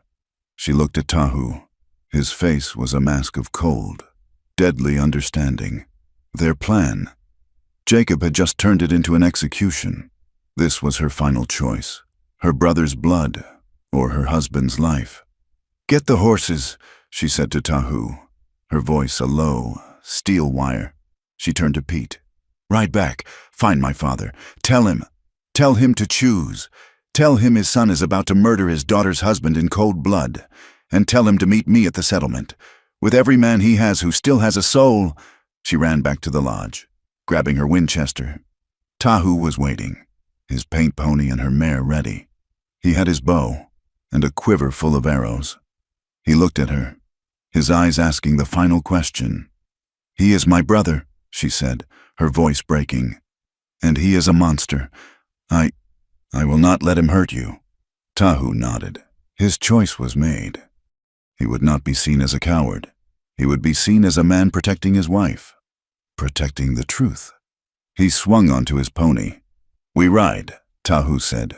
He turned to Iron Shield, who had come to watch, his face a grim stone in the pre-dawn light. I go with her. This is our path. Iron Shield looked at his warrior, at the white woman beside him, at the hopeless dawn.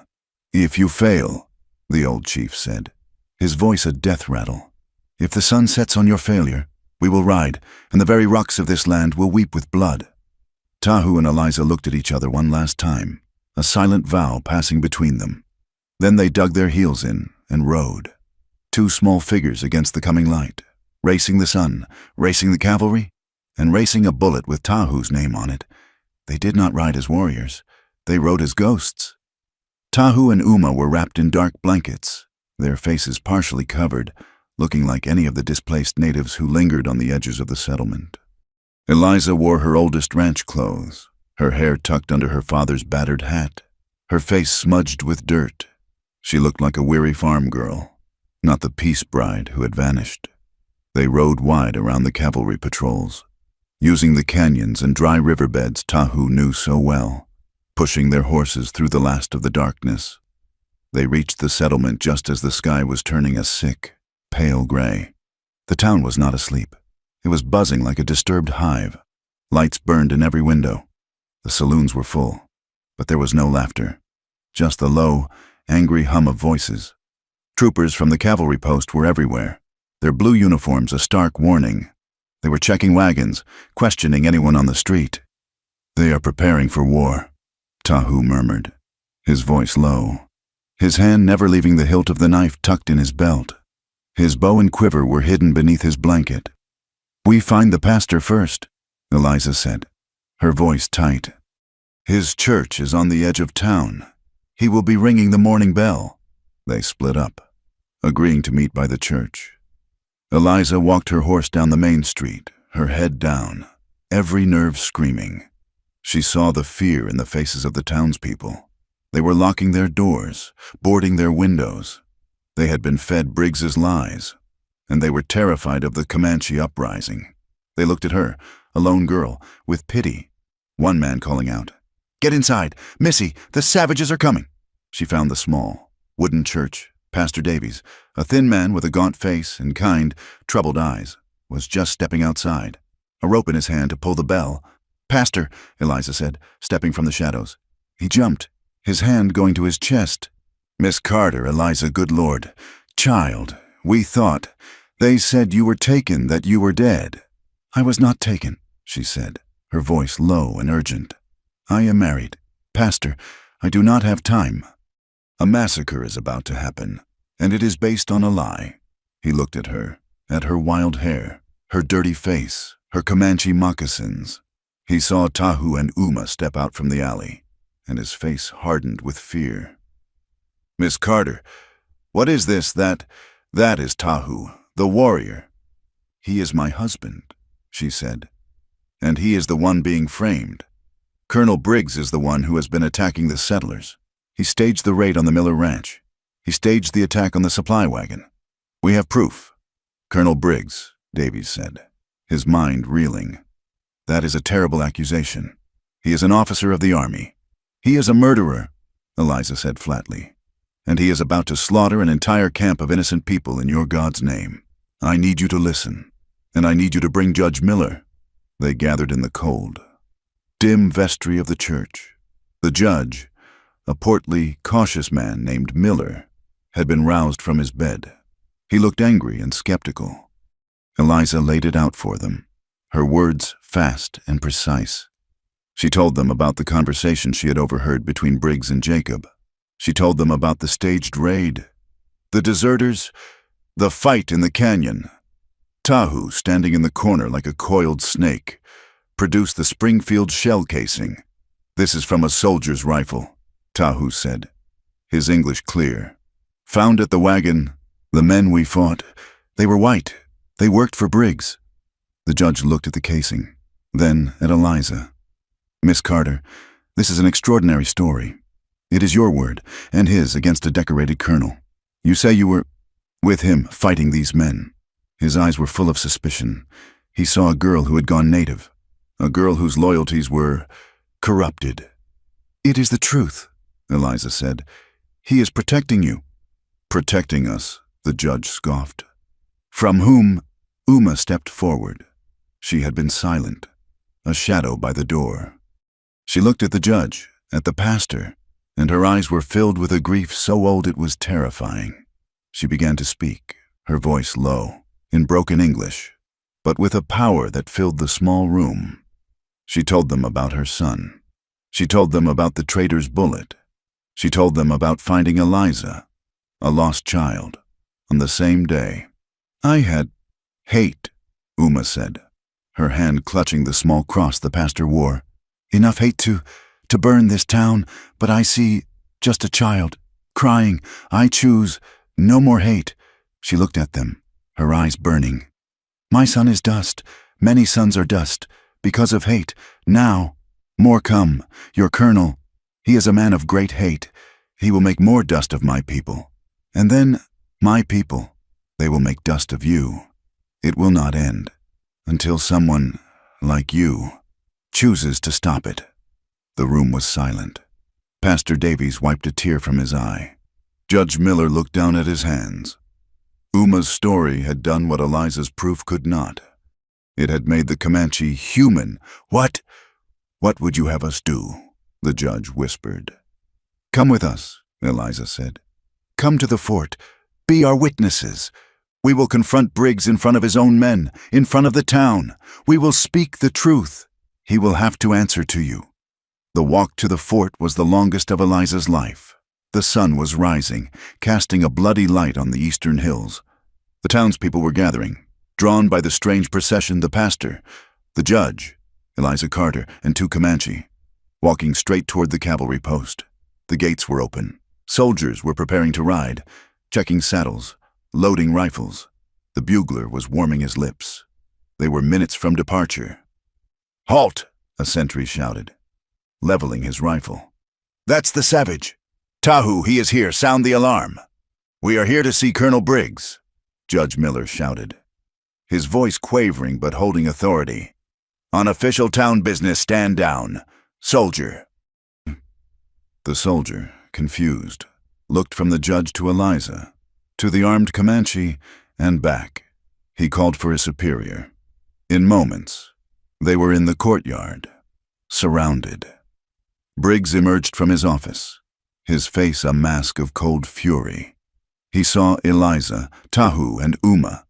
Then he saw the judge and the pastor. His eyes narrowed. This was not part of the plan. "Judge," Briggs said, his voice clipped. "This is a restricted military area. I'm about to engage the enemy. What is the meaning of this?" "The meaning, Colonel," Eliza said, stepping forward, "is that you are a liar." A gasp went up from the soldiers. "I have proof," Eliza continued, her voice ringing in the tense yard. "Proof that you staged the raid on the Miller Ranch. Proof that you hired deserters to attack the supply wagon. Killing your own men. Slocum works for you." Briggs laughed. A short, sharp, ugly sound. "This is absurd. This is the desperate fantasy of a girl who has been corrupted. She is a puppet for these savages. She is a traitor to her own people." "She is my daughter!" The voice was a roar. Thomas Carter, his face gray and streaked with sweat, pushed through the crowd of soldiers. He was followed by a dozen of his own men, all armed, their faces grim. Pete had delivered the message. "She is my daughter," Carter said again, his voice shaking but loud. "And she is telling the truth. I have stood by. Colonel, I have let go of my fear of you, and my own grief. Make me a coward. No more." "Arrest this man," Briggs shouted at his soldiers, pointing at Tahu. "And this woman. They are spies. They have infiltrated the fort to attack us." "You cannot," Judge Miller said, stepping forward, his face pale but resolute. "As the highest legal authority in this territory, I'm telling you to stand down. These are serious accusations. Our abbreviations," a new voice slurred. Jacob Carter stumbled into the yard, a bottle in his hand, his face flushed, his eyes wild. He had his pistol drawn. "Listen to him, Colonel," Jacob laughed, waving his gun. "Listen to a redskin whore, my sister, she is nothing." He looked at the crowd of soldiers, his face swelling with a drunken, twisted pride. "You want to know the truth. You soldiers want to know this piece. It is a joke." "Jacob, shut your mouth," Thomas Carter pleaded. "No, I will not," Jacob yelled. "You are all soft, the Colonel. He talks. But I do. I taught him. I taught those red devils. I burned their hunting camp. I shot their ponies. I faked the tracks. I left him my brand. I showed him what the Carter family does to filth." A dead, profound silence fell over the courtyard. The soldiers looked at each other, their faces filled with dawning horror. The judge and the pastor looked at Briggs. They had their confession. Briggs saw it. He saw his command, his reputation, his entire plan, evaporating in the morning sun. He had lost, his face contorted, Not with fear, but with pure, undiluted rage. "You," he snarled, his hand flashing to the holster at his side. "You have all been corrupted." He drew his pistol, not at Jacob, not at the judge, but at Tahu.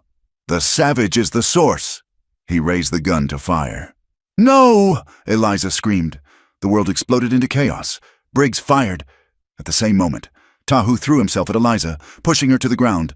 The bullet hissed past her ear. Soldiers, loyal to Briggs, raised their rifles. Carter's men, loyal to him, raised theirs. A few soldiers, looking at the judge, hesitated, lowering their own weapons. The yard became a swirling mass of brawling men. Tahu was on his feet in an instant, pulling Eliza up. He had lost his bow. He drew his knife. Eliza pulled the small pistol she had taken from her father's desk. They were back to back, a small island in chaos. "Do not kill," Eliza yelled. "Shoot to warn, aim for legs." Tahu did not have that luxury. A soldier charged him, bayonet fixed. Tahu moved like a dancer, deflecting the blade, his knife flashing, sinking into the man's shoulder. The soldier screamed and fell back. Another came at him. Tahu disarmed him, smashing his elbow into the man's face. Eliza saw a trooper leveling his rifle at the unarmed Pastor Davies.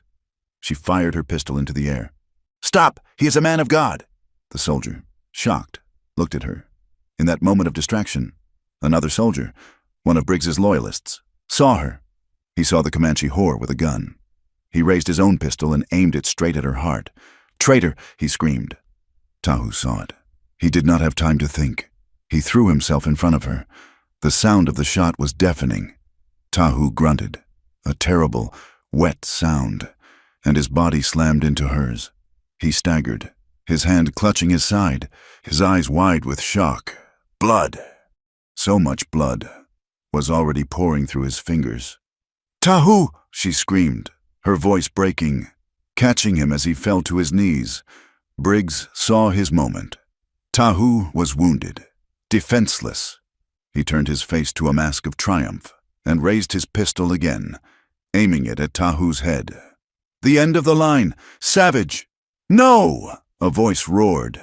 It was Jacob. He had been watching, his drunken haze momentarily pierced by the sight of Tahu, a man he hated, diving in front of his sister. Jacob, in one last, blurred, instinctive motion, lunged.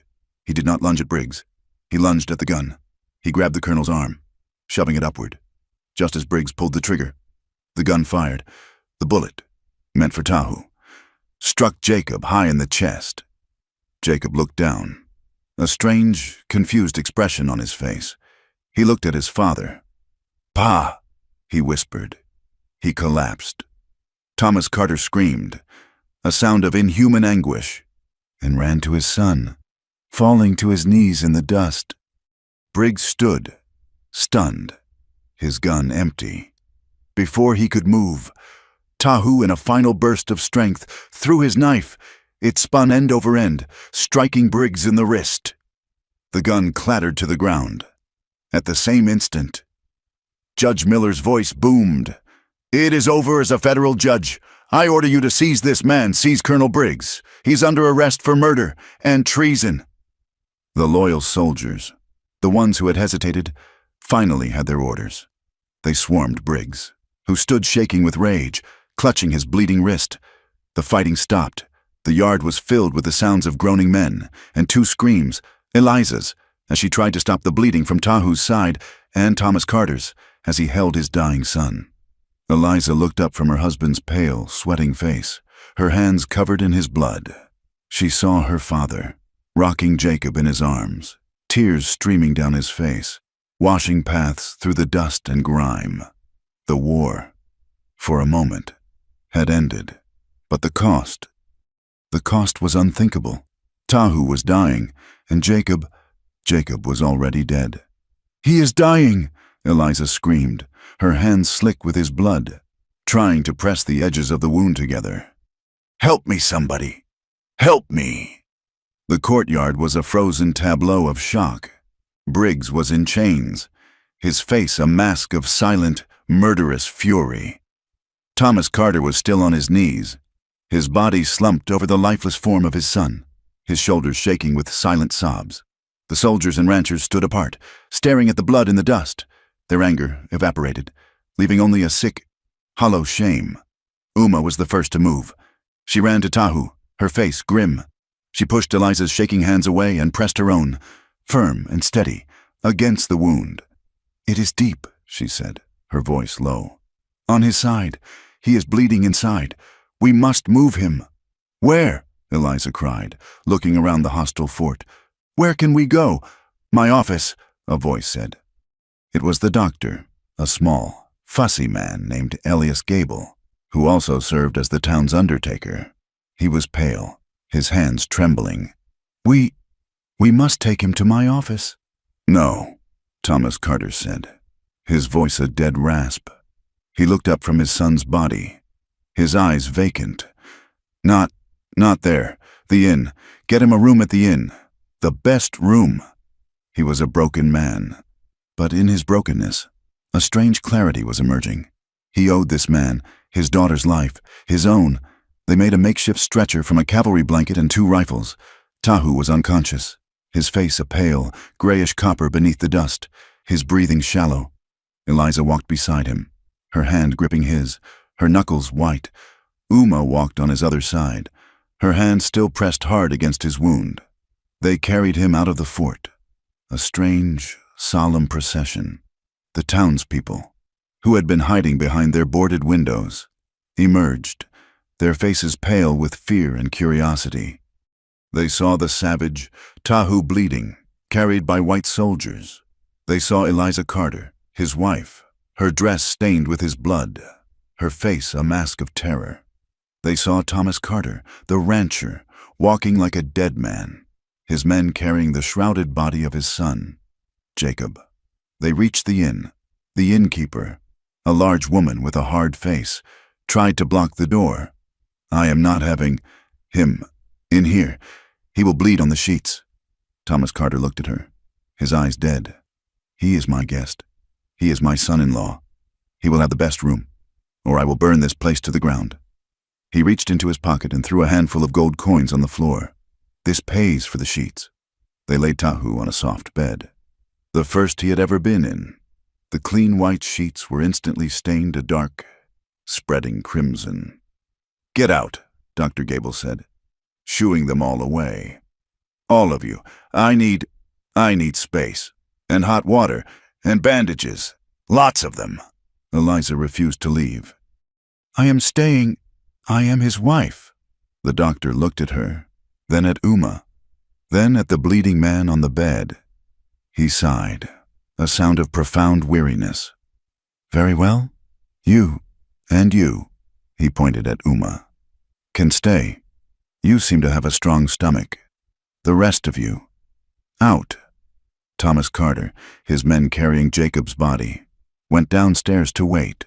The inn saloon, which had been a hotbed of war talk an hour before, was now silent as a tomb. For hours, the doctor worked. He was not a surgeon. He was used to pulling teeth and setting simple fractures. He probed the wound, his hands shaking. "The bullet. It is deep," he muttered. I think it missed the kidneys, but it tore something. He is bleeding internally. I cannot get it. I do not have the tools." "Then stop the bleeding you can see," Uma said, her voice sharp. She was tearing linen sheets into strips, her movements economical and precise. The doctor, sweating, took the needle and thread he used for stitches. He did his best, his hands fumbling, to close the worst of the wound. He packed it, bandaged it, and then there was nothing to do.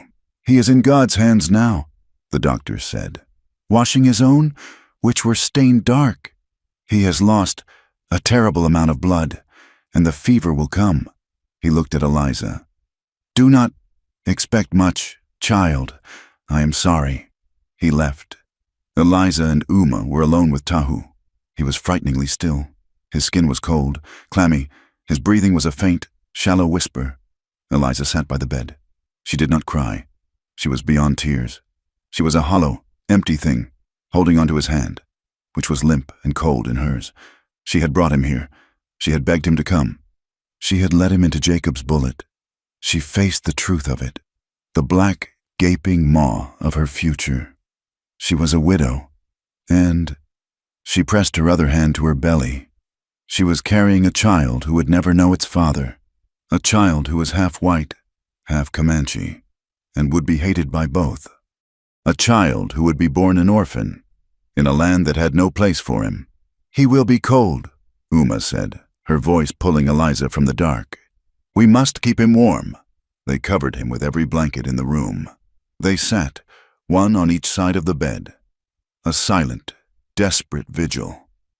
Uma began to hum, a low, monotonous Comanche chant, a prayer to the spirits of the earth to hold on to a fading life. Hours passed. The sun set. Tahu's breathing grew rougher. The fever came, just as the doctor had predicted. He began to twist on the bed, his body burning, his mind lost. He spoke, not in English, but in the fast, guttural tongue of his people. He was calling out, for his horse, for his chief, for the wind. Eliza bathed his face with a cool cloth, whispering to him, her voice cracking. "I am here, Tahu, I am here. Do not go, please. Do not leave me. I am here. I am your home." Once, in the deepest part of the night, his eyes flickered open. They were cloudy with fever, but for a second, they seemed to clear. He focused on her face. "Eliza," he whispered, his voice a dry rasp. "Yes," she sobbed, the tears finally coming. "Yes, I am here. I am cold," he whispered. "We are keeping you warm," she said, clutching his hand. "You are safe. You are here." He looked at her, his gaze holding a terrible, sad clarity. He knew he was dying.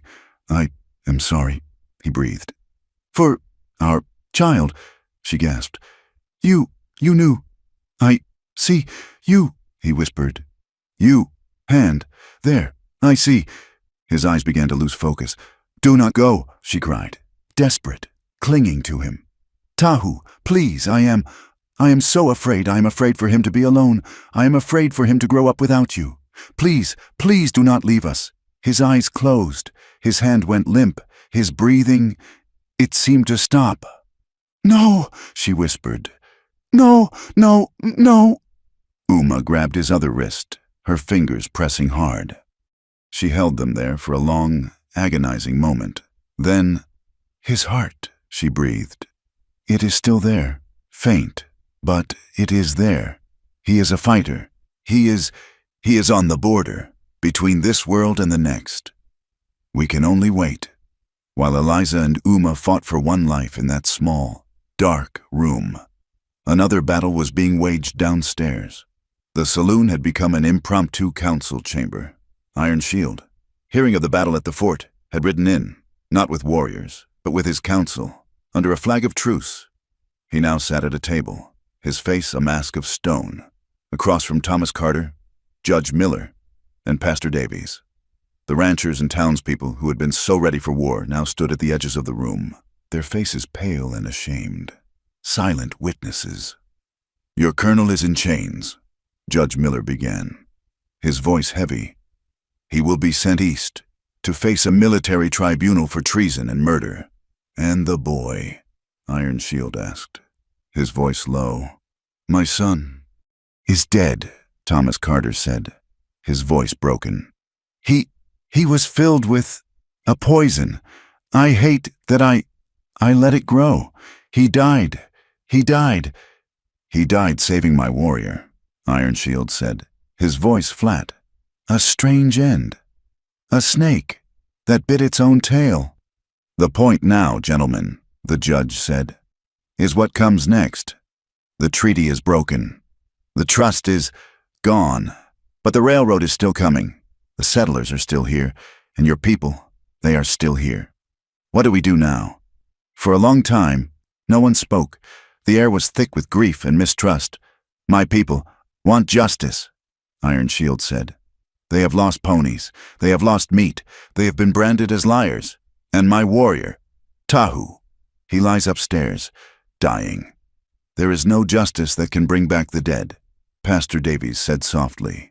Only, perhaps, a future for the living. What future? A rancher in the back shouted. We cannot live beside them. Look what happened, bloodshed. So, the bloodshed, Judge Miller's voice boomed, was caused by us, by our greed, by our lies. Let us be clear on that. Then Thomas Carter spoke, his voice a raw whisper, but it carried in the silent room. I had 2 sons. My eldest, Thomas Jr., was killed by a Comanche raid many summers ago, and that seed of hate, it grew in my heart. It grew in Jacob. I let it, I fed it, I hated your people, he said, looking at Iron Shield. And today, that same hate, it killed my second son. It poisoned him until he was a monster. And it almost killed my daughter, and the man she loves. He stood up, his body trembling, a man hollowed out by grief. I am done with hate. It has taken everything from me. Everything. Except Eliza. I ask, as a father who has lost one child to hate, and another to madness, let us stop. Let us find a way to let the children live. Into that heavy silence, Uma, who had come down to get fresh water, spoke. Her voice was quiet, but it cut through the room. I, too, lost a son, she said, and she told her story again, of the traitor, of the bullet, of finding Eliza. I chose no more hate. I chose that child. She looked at Carter. You choose now. You choose hate for your dead son, or you choose life for your daughter and for her child. The room was still. The news of Eliza's possible pregnancy, spoken so plainly, hung in the air. A child, a mixed-blood child, the symbol of all their fears. A child, Iron Shield murmured, his eyes looking into the distance. Tahu's child. That child, Judge Miller said, will belong to both worlds, and will be welcome in neither, unless we make a place for him. And so, the new treaty was born. Not in a military tent, with uniforms and rifles, but in a dusty saloon, in the shadow of death, by men who were broken and grieving. They talked all night, they argued, they wept, but they found a way. The Penateca Comanche would keep a portion of their land, guaranteed by federal law, witnessed by the judge. The Carter Ranch and the other ranches would have their boundaries. And in the middle, the strip of land that had been the source of all the conflict. It would be held in trust. It would be a neutral territory, a place for trade, a place for a school, a place where, as the judge wrote it, no man shall be judged by the color of his skin or the blood of his father, and no weapon shall be drawn in anger. They signed it, all of them. Iron Shield made his mark. Thomas Carter, his hands shaking so badly he could barely hold the pen, signed his name, the judge, the pastor, and every rancher in the room.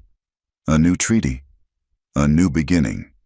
As the sun began to rise, Eliza sat, her head resting on the bed, asleep from sheer, crushing exhaustion.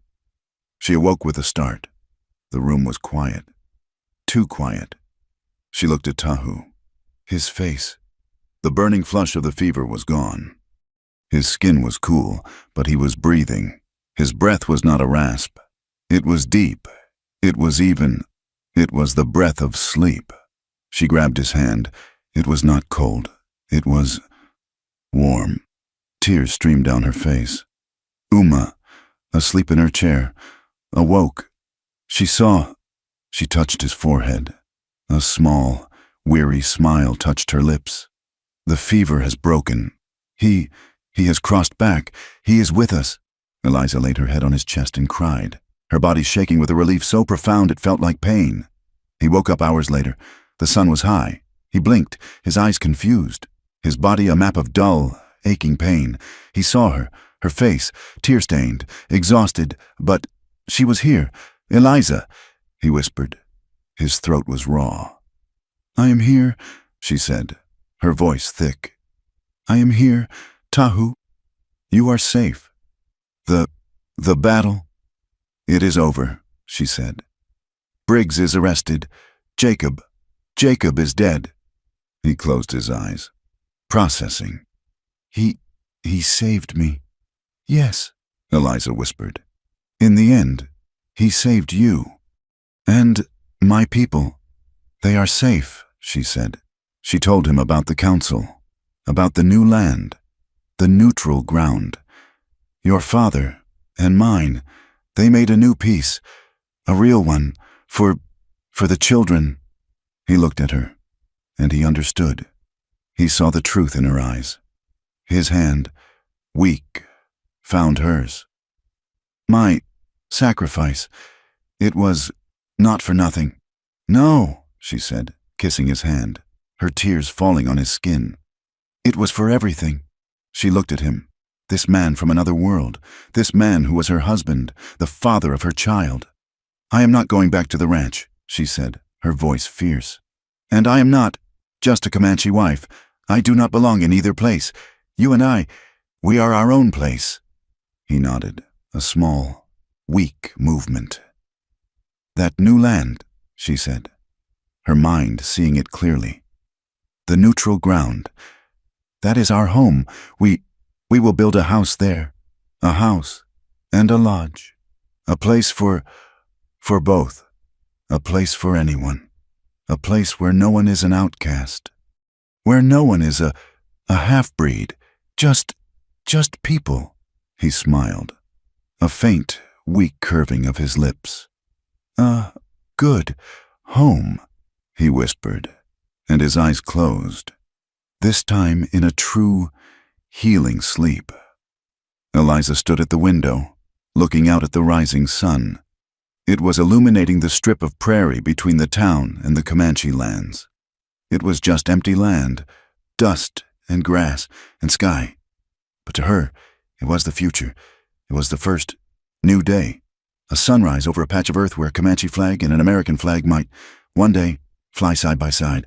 Not in conquest, but in a shared, fragile, and hard-won peace. 4 years had passed. The scar of the new railroad was etched into the prairie, a raw iron seam that stitched the territory to the fast-moving east. The world had changed. The town had grown, bustling with new saloons, a bank, and men who sold land they had never seen. The old dangers of skirmishes and raids had been replaced by the new dangers of lawyers, land agents, and barbed wire. And on the neutral ground, the strip of land that belonged to neither and to both, stood the house. It was not a ranch house, and it was not a cluster of lodges. It was both. Tahu and Thomas Carter had built the main structure, a solid, 2-story cabin of thick logs, with a wide, welcoming porch. But it was connected by a covered breezeway to a structure that was pure Comanche, a large, permanent lodge, reinforced with timber. Its hide covering stretched tight. It was a place of 2 architectures, 2 minds, sitting under one vast sky. Wagon drivers and riders had given it a name, the Midway House, or sometimes the crossroads of 2 skies. Here, Eliza and Tahu lived. The 4 years had changed them. Eliza, now 22, had lost the last of her girlhood fragility. Her face was browned by the sun, her hands capable, her eyes steady. She moved with a quiet authority. Tahu, his body scarred but his mind at peace, had become a different kind of leader. He was not a war chief. He was a mediator, a judge. The long, puckered scar on his side, a gift from Briggs's man, still ached when the weather turned cold, a constant reminder of the price of their new life. They had 2 children. The first, a boy of 3 named Kai, had his father's steady, dark eyes and his mother's unruly light brown hair. The second, a girl of 1 year, Rosa, was the reverse, with Eliza's blue eyes and a cap of straight, black hair. They were children of the crossroads, bilingual before they could walk properly, belonging completely to this new world their parents had built. Their home was not a home, it was a sanctuary. The sign on the gate, carved by Thomas Carter, said simply, "Water and shelter." It was a promise. It became a stopping point for everyone. Comanche hunting parties, on their way to the diminished herds, stopped to rest their ponies and trade for flour. Mexican families, heading north, stopped for repairs and medicine. Even the occasional quiet man with a fast horse and a past he did not discuss was welcome, so long as he left his gun and his trouble at the gate. Tahu's domain was the porch and the corral. His word was law on this small patch of land. One hot afternoon, a young ranch hand from a neighboring spread, a boy named Billy, got into a heated dispute with a young Comanche warrior named Stone Eater. The argument was over a stray calf, and it had escalated from words to shoves. Knives had been drawn. Tahu did not shout. He simply walked between them, a man whose presence was heavy with an authority earned in blood. "There is no fighting here," he said, his voice quiet. "He called me a thief," Billy spat, his face red. "He fenced the creek," Stone Eater countered, his hand tight on his knife. "The rule of this house is simple," Tahu said. "You have a dispute. You settle it, but not with blades." He looked at the two young men, anger rolling off them in waves. "You are both hot. You both think you are fast." He pointed to a large mesa, 2 miles distant. "Race, on foot. The loser will spend the rest of the day mending the fence for my wife and cooling down the winner's horse." The two young men stared at him. Then at the mesa, it was a ridiculous, grueling, and perfectly fair challenge. An hour later, the two returned, gasping, covered in sweat, Billy having won by a few yards, as Stone Eater, grumbling, took the winner's horse. He was laughing. The anger was gone, burned away by the prairie sun and a shared, pointless effort. Tahu taught the young men of both sides how to argue, how to use law, and, when necessary, how to use their legs instead of their fists. Eliza's domain was the house. She had taken Uma's place, in a way, as a quiet force of change. She was the one who met the wagons, who offered a bowl of stew, who tended to fevers and fears. Her sanctuary, in particular, was for women. She had a reputation that had spread by whispers from town to town, ranch to ranch. If a woman was in trouble, if she carried the bruises of a heavy hand, if she was running, she could go to the Midway house. The past had settled, as dust always does. Colonel Harlan Briggs had been court-martialed. His crimes, laid bare by Judge Miller and corroborated by other officers, had been too flagrant to ignore. He was found guilty of treason, of murder, and of inciting a war for personal profit. He had died of a fever in a military prison back east, a bitter, forgotten man. His name was now a curse, a story told to new recruits about the poison of greed and hate. Thomas Carter was a grandfather. He had aged 20 years in the force since Jacob's death. The hate that had fueled him was gone, scoured out, leaving him quiet and frail, but kind. He came to the house 3 times a week, his wagon loaded with supplies from the ranch. He would sit on the porch for hours, teaching Kai how to whittle a piece of wood, or holding Rosa on his knee, telling her stories about the stars. He was atoning, not with words, but with simple, grandfatherly love. Uma was there just as often. She was the children's grandmother, the Totsi. She and Carter would often sit on the porch together, 2 old people from worlds that had nearly destroyed each other, united by the small, laughing children who were their shared blood. She would tell Kai and Rosa the old stories of Coyote and the Eagle, ensuring that their Comanche heritage was as strong as their white. The railroad was a fact of life, its whistle a low moan in the distance. The town was changing. The old prejudices had not vanished, but they had been blunted. The story of that day at the fort had become a legend.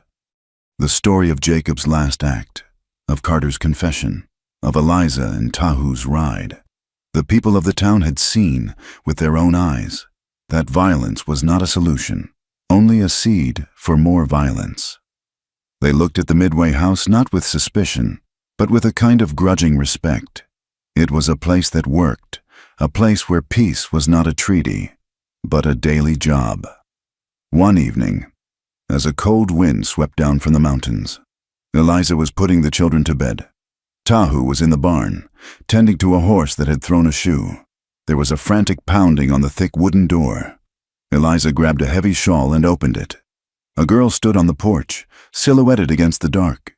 She was young, perhaps 17, maybe 18. Her dress was torn. Her face was streaked with dirt and tears, and a dark, ugly bruise was blooming on her cheek. She was shaking so violently she could barely stand, her eyes wide with animal terror. Eliza's heart stopped. She was not looking at a stranger. She was looking at a ghost. She was looking at herself. 4 years ago. "Please," the girl whimpered, her teeth chattering. They told me in town, they said you help, Eliza stepped aside and pulled the girl into the warmth of the house. "You are safe," she said, her voice firm, the words she herself had longed to hear. "No one will hurt you here. Bolt the door. Tahu," she called out, seeing him cross the yard, his face concerned. She sat the girl by the fire, wrapping her in a thick wool blanket, and handed her a tin mug of hot broth. The girl drank it in shuddering gasps. "My name is Eliza. What is yours?" Sarah," the girl stammered. "Who did this to you? Sarah, who are you running from?" My father," Sarah whispered, fresh tears rolling down her face. He lost at cards. He lost everything, and when he had nothing left, he bet me," she sobbed, a raw, broken sound.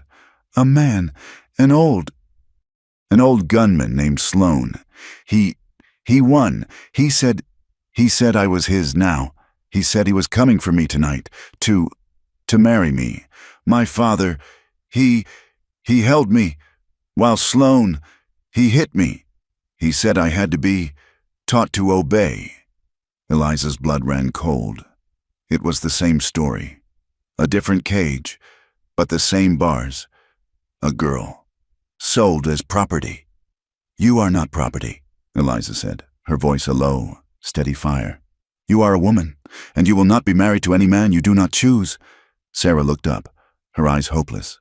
"But where can I go, men? They are all like that. They just take. There is no good ones." Eliza sat opposite her, the firelight playing on her face. Tahu had entered and was sitting quietly in the corner, mending a bridle, his presence a silent, steady comfort.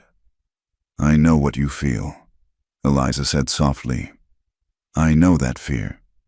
You look at me now, and you see a woman with a home, a husband. You see me as strong. But when I was your age, 18, I was just like you. I was terrified." Sarah's crying quieted. Her curiosity piqued. Eliza told her, not the whole story, not the politics or the battles. She told her the heart of it. I was part of a treaty, a business deal. I was given to my husband to save my father's ranch. I had never spoken to him. He was a stranger, from other people, a man my world called a savage. She leaned in, her voice dropping. "On my wedding night, I was taken to his lodge, and I sat on the floor, and I cried. I cried just like you are crying now. I was so afraid. I thought my life was over. I thought I was just a body for him to use."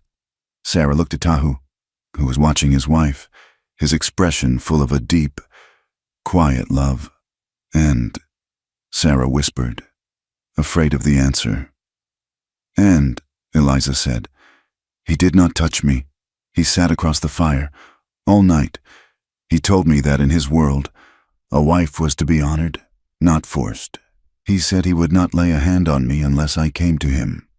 "Unless I chose him?" Sarah stared, her mouth open. He waited." "He waited," Eliza confirmed, her gaze meeting Tahu's across the room. "He was a Comanche warrior, a man everyone feared, and he was the kindest, most gentle man I had ever met. He treated me with honor when my own father treated me like livestock." Eliza reached out and took the girl's hand. "There are bad men, Sarah, many of them, like Sloan, like your father. But there are good men, too. They are rare, and they are not always the ones in the fine suits. Sometimes they are the ones the world calls savages. You are safe here, and in the morning, We will find a way for you to be free. You will never have to go back to him." For the first time, a flicker of something other than terror appeared in Sarah's eyes. It was a small, fragile thing. It was hope. She looked at Tahu, the quiet, powerful man in the corner, and then at Eliza, the woman who had opened the door. She was not alone. The railroad whistle blew, a lonely sound in the dark, but inside the Midway house, the fire was warm, and for one more lost traveler. The world had been held at bay. The years had turned, 25 of them. The land had changed, and it had not. The railroad was an old scar now, a part of the landscape. The town had a bank, a telegraph office, and 3 churches. The vast, open prairie was now a checkerboard of fences, the wire pulled taut, dividing what had once been indivisible. The Midway house, the house at the crossroads of 2 skies, had grown. It was no longer just a log cabin and a lodge. It was a compound, a small village. There was a larger barn, a small schoolhouse, and a scattering of smaller cabins for travelers or those in need. The cottonwoods Eliza had planted as saplings were now tall, thick trees that offered deep, cool shade. Eliza, now in her early 40s, wore her silver-streaked hair in a single, thick braid, Comanche style. The lines on her face were deep, etched by sun and worry, but her eyes were clear and full of a quiet, unshakable authority. Tahu, his own hair a sheet of iron gray, was leaner, his face a map of his life. The scar on his side still pained him, but he moved with the same deliberate grace. A man who had nothing left to prove. He was the most respected arbitrator in the territory, his word trusted by settlers, Comanche and Kiowa alike. Their children were grown. Kai, their son, was 24, a man with his father's quiet strength and his mother's sharp, educated mind. He had been east, to a white man's college, and had returned with a law book, a tool he wielded with more skill than his father had ever wielded a lance. Rosa, their daughter, was 22, with her mother's blue eyes and her grandmother Uma's fierce spirit. She was the medicine woman of their small community, her knowledge a blend of Uma's herbs and a doctor's textbook. The house had become what they had dreamed a tradition.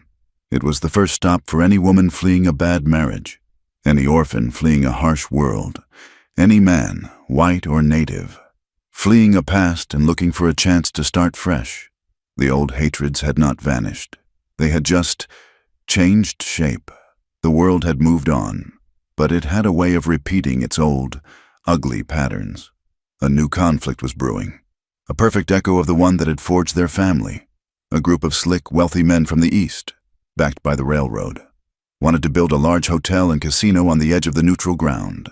It would bring money, they argued. It would also bring whiskey, gambling, and prostitution, right to the border of the Comanche lands. The reaction was immediate and predictable.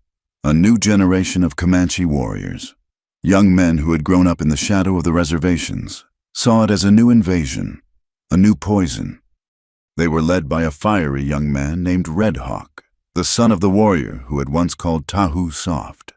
"They bring their poison to our lands," Red Hawk had declared at a council. "Our fathers fought the blue soldiers. We must fight this new army of vice. We will burn their buildings. We will keep our land clean." The tension was exactly the same. Greed on one side, violence on the other. Eliza and Tahu watched from the porch of the Midway house. They were older now, and it was not their place to lead the charge. "He sounds just like Red Fox," Eliza said quietly, watching the angry young men ride out from the Comanche camp. All fire and no thought. "He is young," Tahu said, his hand resting on her shoulder. "He has not seen what we have seen. He does not know the price of fire." That afternoon, the confrontation happened. The surveyors for the casino, a half-dozen armed men, arrived to drive their stakes. Red Hawk and his warriors, their faces painted, rode up to meet them.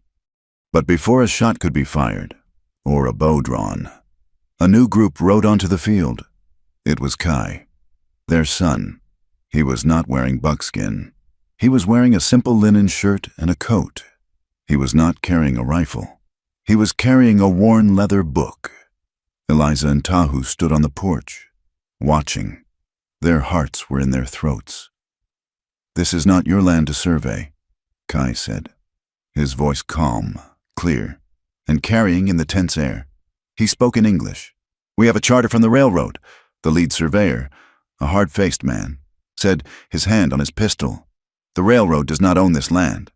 Kai replied, "This is neutral ground, protected by the Treaty of 1875, a treaty signed by Judge Miller, by the United States Army, and by Chief Iron Shield."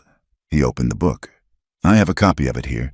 It states that this land is to be held in trust for the purpose of peaceful trade and community.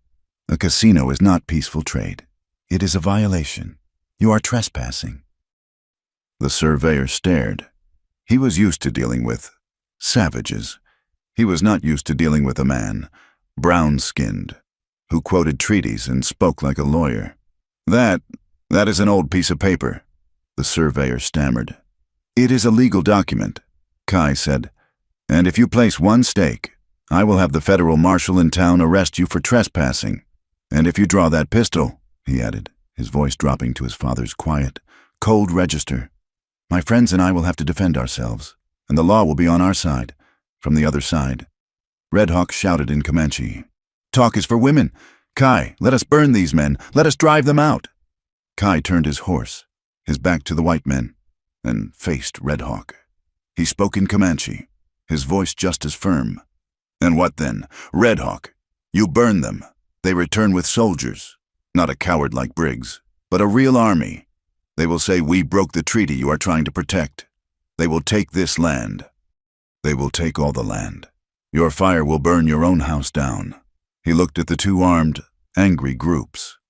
"My father, he bled on this ground to make this peace. My uncle died on this ground. We will not honor them by spilling more blood. We will honor them by being smarter than the men who came before." He turned back to the surveyor. "Go back to town. Tell your bosses to read the treaty. Tell them my name is Kai Carter Tahu, and I'm a member of the Territorial Bar. They will understand." The surveyor, his face red with frustration, looked at the calm, educated man. He looked at the angry warriors. He looked at the law book, cursing.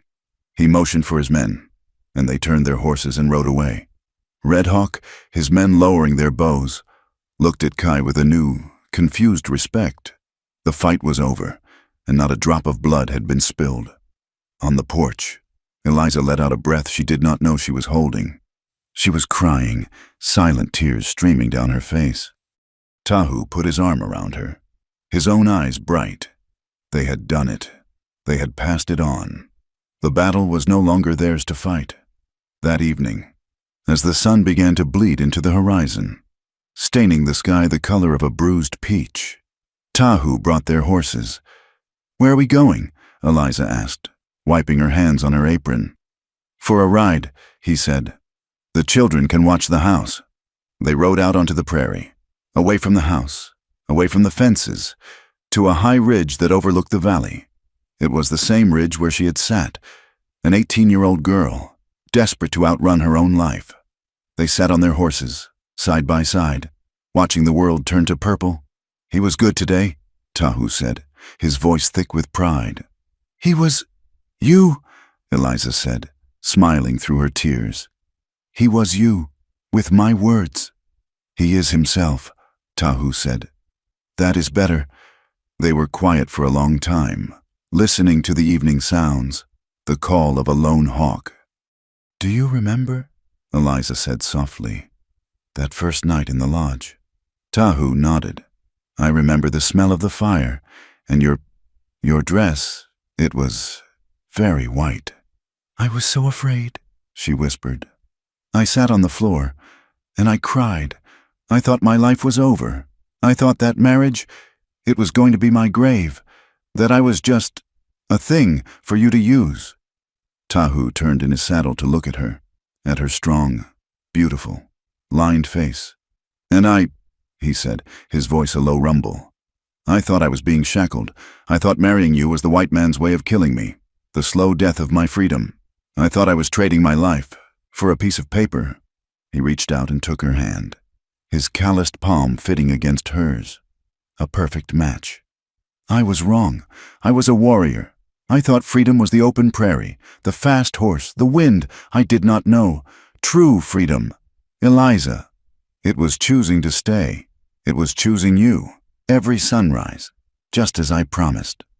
You were not my chain. You were my anchor. They stayed out on the prairie that night. They made a small camp, under the stars, just as they had done on that first terrible night after the battle. They slept wrapped in a single blanket, the bodies of two old people who knew each other better than they knew themselves. Eliza woke first, as she always did. The sky was the color of a faint pearl, the very edge of dawn. Tahu was beside her, his breathing deep and steady. She looked at him, at the silver in his hair, at the deep peace on his face, and she cried. Not for fear, not for loss. She cried for the sheer, overwhelming fullness of her life. She remembered the girl who had cried in the teepee, her life a cold, empty void. And she looked at the man who had filled it. A night of tears, she whispered to herself, can be the start of a whole new life. She was sitting on the porch swing a week later, her granddaughter, Kai's 5-year-old daughter, in her lap. The girl, named Uma, was playing with the old feathered necklace that Eliza still wore. Why do you cry? Totsi, the girl asked. Kai says you cry at the sunrise. Eliza smiled, wiping a tear from her cheek. Because, my love, I am happy. I am remembering. Remembering what? That true love does not erase who you are. It does not make a Comanche into a white man, or a white woman into a Comanche. She looked at her granddaughter. This perfect child of 3 bloodlines. It just makes a bigger space. It teaches you how to live with the differences, how to build a house big enough for all of it. She looked out over the Midway house. It was a beautiful, chaotic, living thing. The log cabin, the lodge, the schoolhouse, the barn. On a long clothesline, a white linen sheet flapped in the wind. Next to a brightly beaded buckskin shirt. Next to a Mexican cotton blouse. A tapestry of all of them. Her gaze fell on the porch floor, on a spot near the door. It was a faint, faded stain, a circle in the wood, lighter than the rest. It was the spot where Sarah, the girl who had fled the gambler, had sat and cried. It was the spot where a dozen other women had sat, their lives in pieces. It was, she knew, the same spot where she herself would have sat and cried, that first night, if she had had a porch to cry on. It was a mark, the holy, lasting mark of the tears that had started it all. The sun was high, the day was beginning. In the distance, on the road from town, a new wagon was approaching. It was moving slowly. It looked tired. Eliza stood up, putting her granddaughter down. She smoothed her apron. Tahu came out of the house, holding a cup of coffee for her. He saw the wagon, and he nodded. The story was over, but the work was never over. There was always someone new on the road, someone lost, someone knocking, and there was always someone here to open the door. Thank you so much for listening to this story. We would be honored if you let us know where in the world you are listening from in the comments. We love hearing from you and sharing our thoughts. Please subscribe to our channel, Wild West Tales, and like this video. If you enjoyed the story, please support us by hitting that hype button, so this tale can be heard by even more folks.